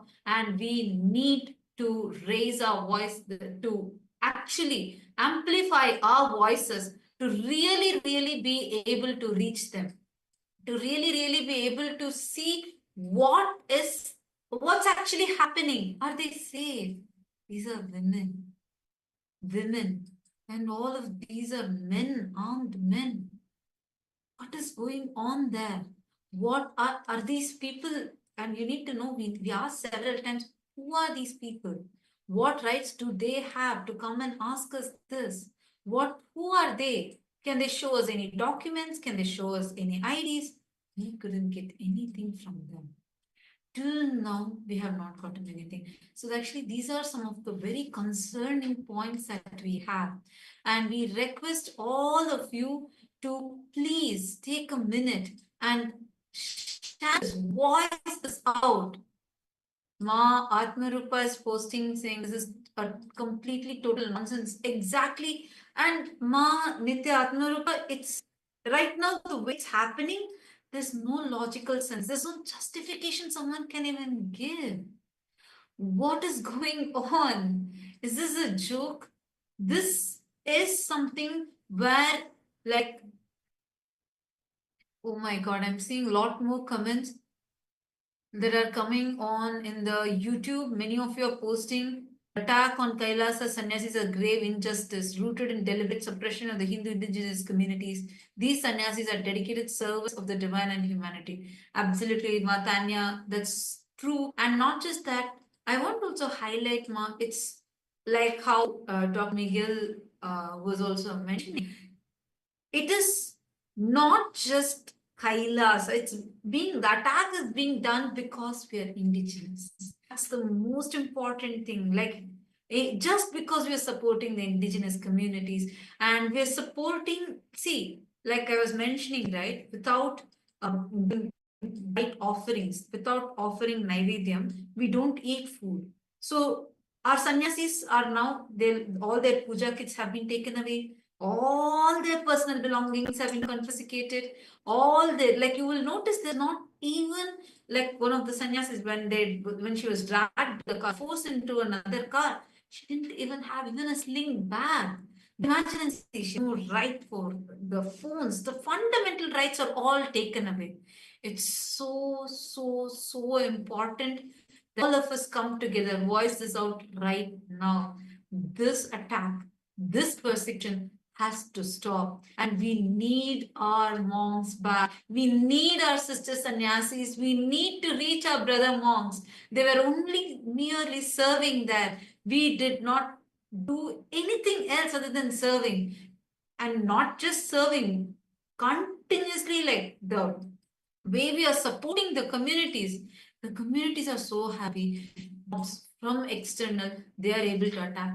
We need to share this to all the international groups, all the international aware of this. We need to amplify our voices.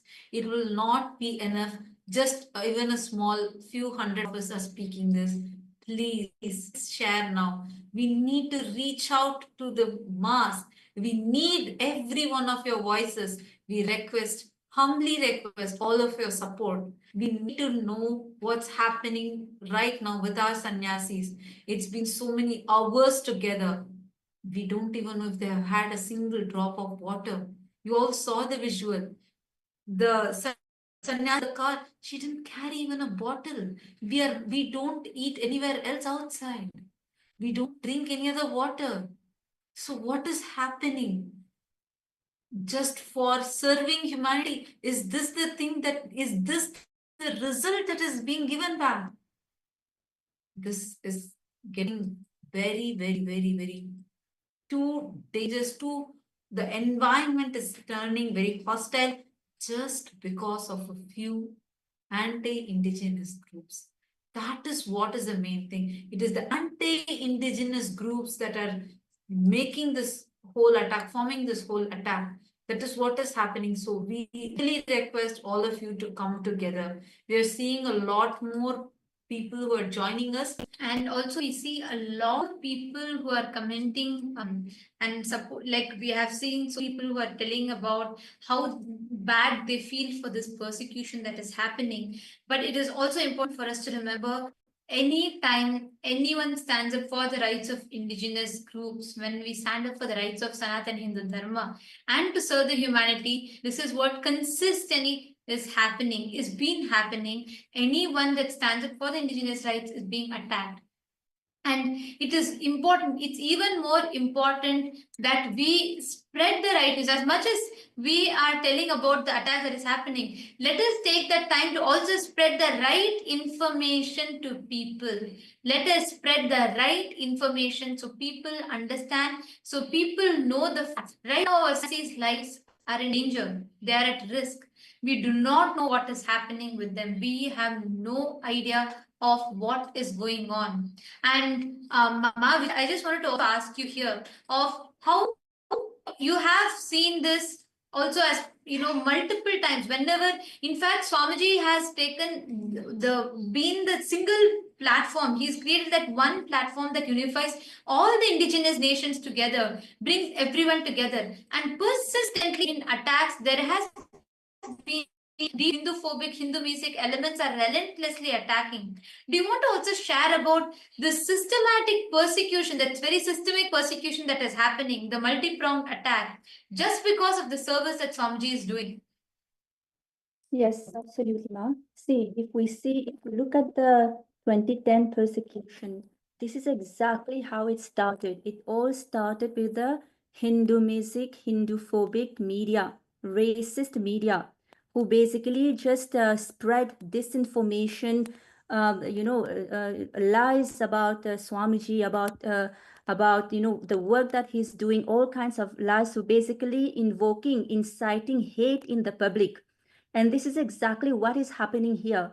The Hindu music, the Hindu phobic, the racist, the anti-indigenous media is telling all sorts of lies without doing any kind of fact checking, basically going through their own ethics, through going against the ethics of journalism, not doing any fact checking, and just spreading lies, and not even getting the the counter story.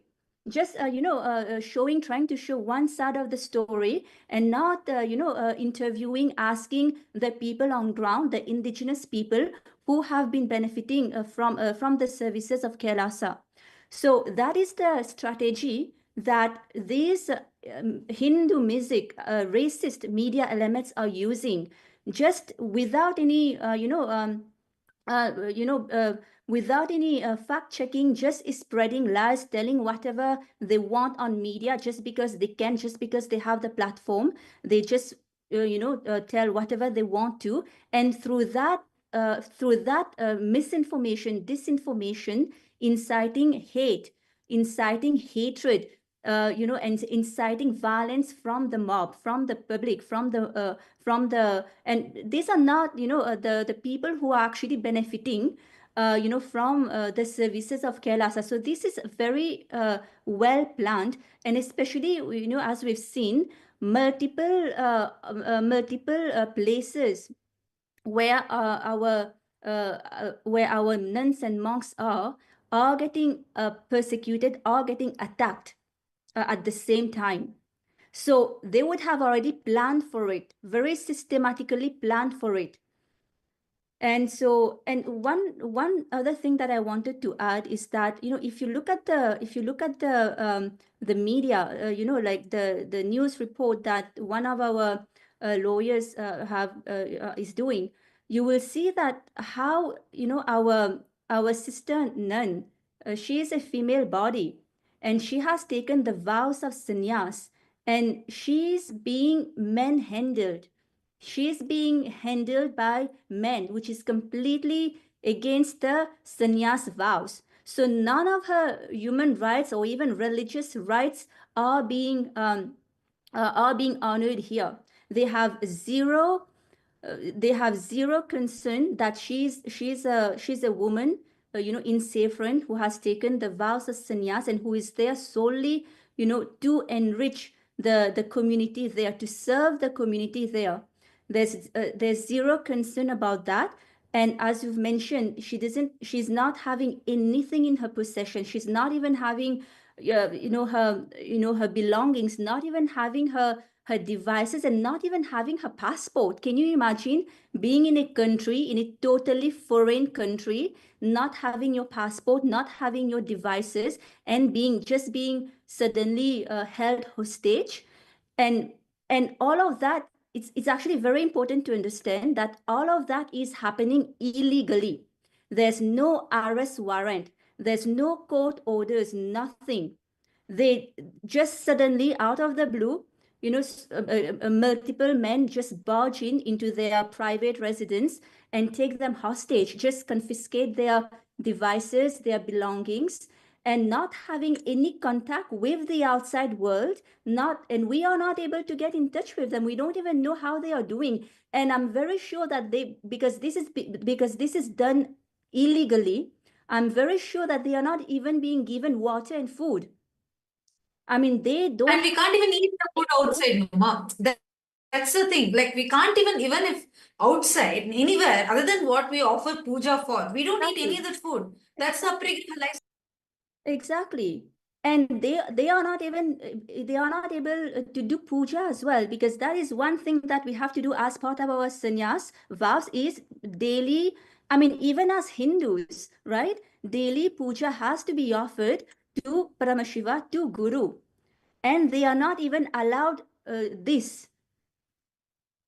So Yes, so it is very important that, you know, we go all out, we share constantly through the social media, because these Hindu music, these anti-indigenous media are not going to show the truth.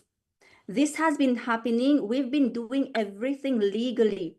As per the country laws, legally, we've been doing everything. And these anti-media, anti-Hindu, anti-indigenous media are spreading lies such as, you know, they've been there illegally, which is completely false. You know, everybody has the proper visa that they have to. They have everything that is required to be there. Everything is being done as per the country law. But these Hindu music anti-indigenous media is spreading lies and ultimately incite, because that is their purpose. You know, they want to incite hate, and they want to actually break the confidence that KAILASA is giving to these indigenous people. Because see, Exactly. these indigenous people have been empowered so much. You know, actually, if you see, when these indigenous people, they come to our ecosystem, they are so enriched, they are so left in awe, because, you know, they feel so much grateful actually to Swamiji, to KAILASA, to show them that, hey, you know, they can revive their culture, their tradition, just like how Swamiji has done for the Hindu indigenous people. And so they have gotten the confidence to do that for them as well. They have gotten the confidence to revive back their language, to fight for, for the environment. But the media is trying to break their confidence. And that is why the media is attacking KAILASA. Because they do Yes. not... Actually, Go ahead. one thing I just wanted to add, Ma, because you brought in a very important point initially where you mentioned about how, because we have especially taken the vow of brahmacharya, and men, we cannot touch the opposite gender cannot touch us, they cannot manhandle us. It's like violating our fundamental rights, violating our religious sentiments, violating in every possible level. They're harassing our women. I am not able to come to terms with this at all. Like, I'm not able to cognize this, given that they are supposed to be, in the current modern world, that where we are seeing that there's a lot more communication, etc., etc. What's happening is so wrong. I do not know how to articulate the emotion that I'm feeling right now, but this is not okay. This is totally not okay. How can this happen? It's so unconstitutional, against violating all the international laws, and we have been persecuted, so openly, blatantly persecuted. And one more thing, Vijay, I just wanted to share. Today morning, Eastern Standard Time morning, where all of a sudden everything was going normal, where the all our female sannyasis are actually offering the pujas and the rituals, and they were also teaching, supporting classes. They were conducting classes of supporting the women over there, and doing counseling. All of a sudden, with no prior notice, all of a sudden there were uniformed officials that just barged in. And when our people asking, like, who are you? Why are you coming in? What are you here for? And they didn't give us any straight answer. And even the people, the community people, the indigenous community people, etc., who tried to come and ask them, saying, who are you? They completely silenced them, put them out of the very campus, and they blocked the campus from all sides. And immediately our female sannyasis were frantically trying to make calls to the local police, to the lawyers, trying to get in touch with all of us. And all of a sudden, they said, we actually exactly do not know what the police told or what the armed men told. We do not know that part because it was exactly at that time, suddenly the whole communications stopped. And only through the media reports we got to know that they had confiscated everything and these people were not allowed to contact anyone outside. These people, the monks that were there, the monks are of various different nationalities. Their first nation being Kailasa, and they all had come together only to serve people. Their whole motto was to serve people, just help them as in all possible ways. And till date, not a single penny has been taken as a charge for anything. It's all about giving, giving, giving, like what this is Swamiji's mission, right? To give to humanity, to contribute to humanity. And so they tried explaining, even some of the indigenous people came to support us as well. Many of the community members tried to support them, saying that to the armed men and men in uniform, telling them that, look, these people are only here doing services. And by then, our lawyers had also tried, had reached there. And two of the attorneys had reached there. But the police completely blocked them out. There were henchmen, there were men in uniform, all of them signed together. And they allowed only the press and media to go in. It's so unlawful, unconstitutional, violating the fundamental human rights. They did not allow our lawyers, we just met with one of the lawyers now in the live, we just heard from him. And we also saw one more lawyer's live stream video that he's doing.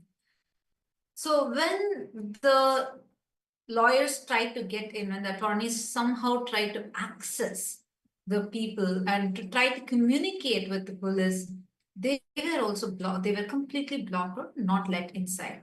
They even said how, even as per their own laws, even and also as per the international laws, it is a fundamental right for everyone to access, to have their access to their lawyers, to have access to the attorneys.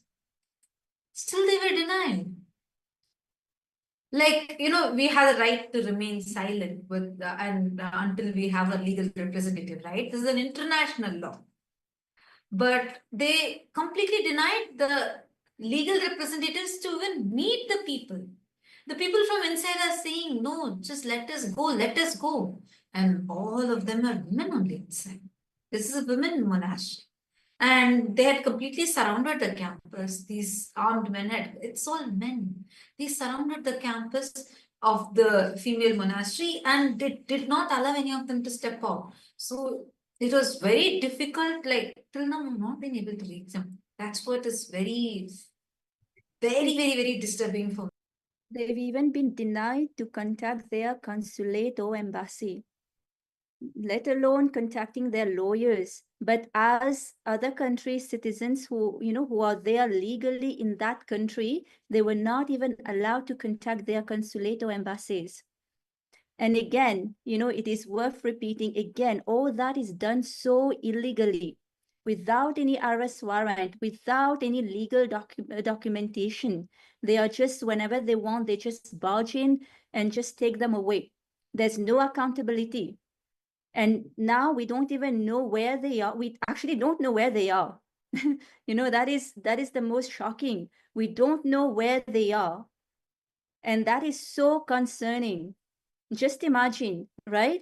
You leave behind your entire life and you decide to take sannyas just because to serve the people, to serve the humanity. And just suddenly, they decide to just barge in and take all their belongings, their passport, everything away. And they are taken in a place where they don't even know what that place is. And they are in a completely foreign country. So that is extremely shocking. And that is extremely terrifying, to live, to be in that situation. And I mean, I can't imagine what they are going through right now. It must be absolutely horrible, not having any water, not having any food, not having any belongings, nothing with them in a completely unknown place, and not knowing who are the people around them. I mean, these are deep state people. If they are doing things illegally, they are people who are, these are deep state anti-Hindu, anti-Mesic, anti-Indigenous elements. So we don't know, I mean, there's, we don't know if their rights, I mean, of course, their rights, human rights are not being upheld. We've already seen that. We absolutely don't know what they are going through right now, what they are doing to them, especially being handled by men, what these men now, what they are doing to them, especially being yes, they're just kidnapped. Our monks of Sovereign Order of Kailasa are kidnapped. They're kidnapped right now. That is the exact word. It's They are a being very difficult situation. Not being able to, we have not been able to access them. We do not know what is happening. It is extremely concerning. Just think, like you said, Ma, so many women and they're just innocent monks who are only there to serve the people. We don't know what's happening with them. Our male sannyasis, the female monks, we do not know where they are. We do not know what they are doing. They have been kidnapped. They have been illegally detained. There is no permission. There is no authority. Whatever is happening to them is illegal. There is no grounds, legal grounds, moral grounds, humanitarian grounds. On any of these levels, it's not fair, to say the least. Because what's happening to them right now, it's completely violating their fundamental human right. They are not allowed access to lawyers. They are not allowed to have access. They're not allowed to speak to their lawyers. None of this has been allowed, and they've all been illegally taken away somewhere. We do not know where they have gone. Actually, this is one more thing, Ma Vijaypriya and Nithyananda. The one thing this reminds me of is, when we were doing a detailed, deep study on how the indigenous nations have all been attacked. Many of the indigenous communities have literally been wiped off. They don't exist anymore because they've been brutally attacked, persecuted. And the pattern in which they do is like always, there is the Western aggressors who have the anti-indigenous aggressors who somehow want to break these indigenous communities. So what they do is they identify some of the people who are looking like the local indigenous, and they brainwash those people. So and they make them to go and attack. Are you understanding? This has been a pattern.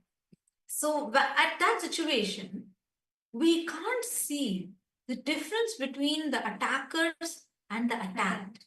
So when we can't see the difference, who is the person who's attacking? Because we all look similar.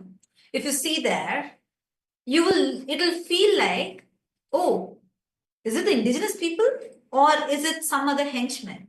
You will not know the difference, but because they all look alike. This is the very strategic thing that they do, where they get the henchmen who look similar to this community, and it'll look like, oh, some internal conflict is going on for any outsider. If you see that video, like the visual we just showed, it's immediately possible that you may assume, oh, it's some internal thing going on, but no. Actually, the indigenous communities, many members we don't even know where they are. We don't know, many of them have not been traceable, and the last 48 hours it's in a panic mode, and last 24 hours, it's been heightened more, like a very heated state right now, which is scary. Really scary. So this is what is happening as a, oh my God, I don't even know how to tell, because now we're witnessing that pattern. that is what the media, that is the strategy that the the Hindu music, anti-indigenous media is trying to do, right? It's trying to show the public that these indigenous people themselves are against Kailasa, which is totally not true, right? Because then that is a way not to get any sympathy from from the public, to show that Kailasa here is the bad guy, right? So that is all the, and see, what right do they have to do that, right? I mean, again, there's no accountability to their actions. I mean, who's going to make them accountable for their actions, for spreading lies like that, which is so harmful for the local population, because that is denying the local population, so many resources that Kailasa is bringing to them.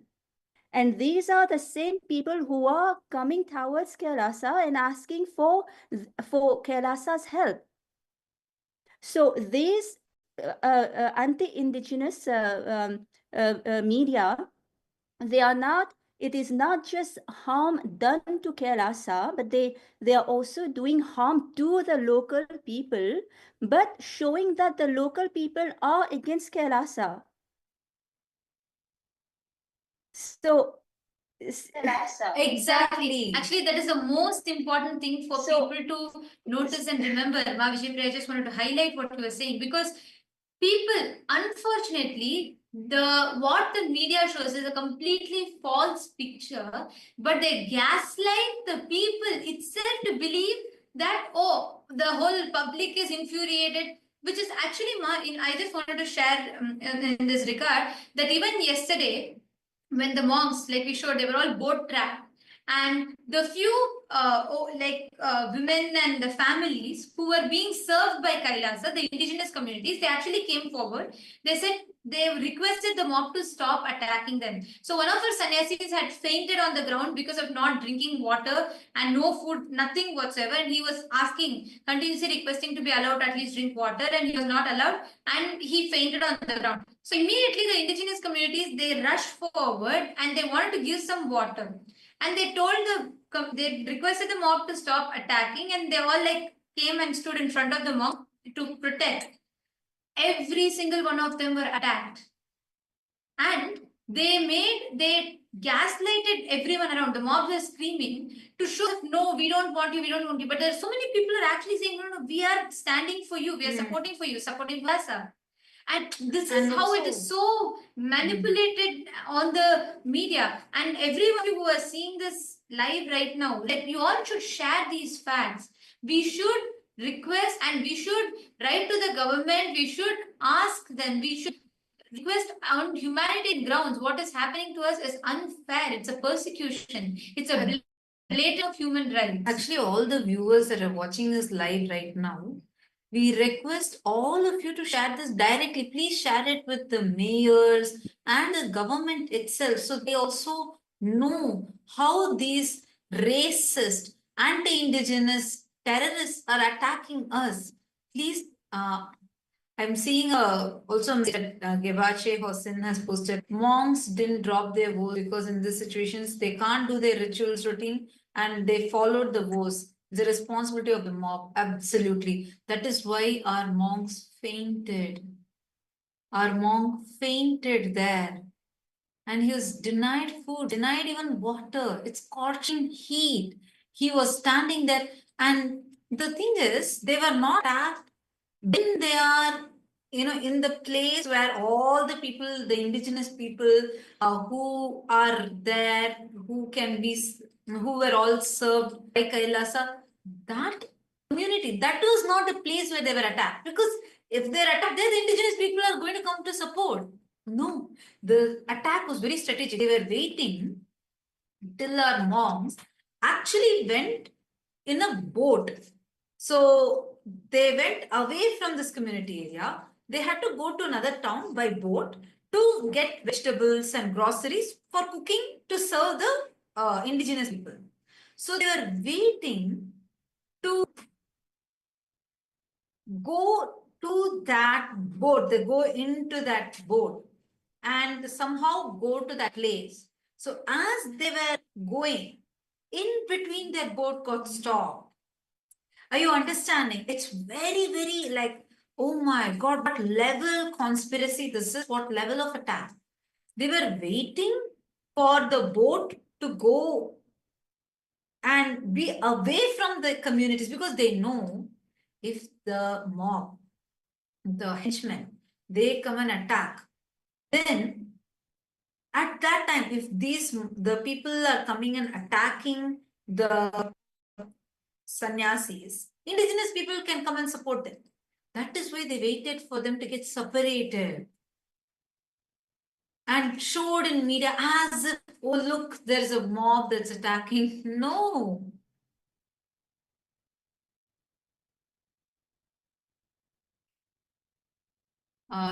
Terapia Na Rede has posted, Nithyanandam, some of the people in photos are my friends and then went to the Paramashivoham, which I was getting ready to participate. I'm very worried. I live in Brazil. We need, yes, you're right. And these are the people who have been supporting the people, trying to support everyone, every of the participants, even in the Paramashivoham, everything. So that is why we are saying the situation is getting really, really bad. Sorry, Mahavijayapriya, go ahead. No, I just wanted to share that it is very, very important that all the viewers understand the gravity of the situation. It is an extremely bad situation in which our nuns and monks are in right now. We don't even know if they are alive. We've not been able to reach out to them at all. We don't know where they are. So this is, a request to all the viewers to actively reach out to all the mayors, to all the government officials, and tell them what persecution we are going through, and which is completely illegal. Again, there's been no arrest warrant. Suddenly, they are just taken hostage. They are just kidnapped when their only motive was to do good to the society there. So it is very, very, very, very important that we understand this and we actively reach out without delay to all the government officials in the country, all the mayors, and make them understand what kind of persecution is happening. So yes, that's what I wanted to add. Absolutely. To see comment in comment by Terapia Na Rede. Sorry, I hope I'm pronouncing your name right. They're saying maybe it's time to use my law degree for the benefit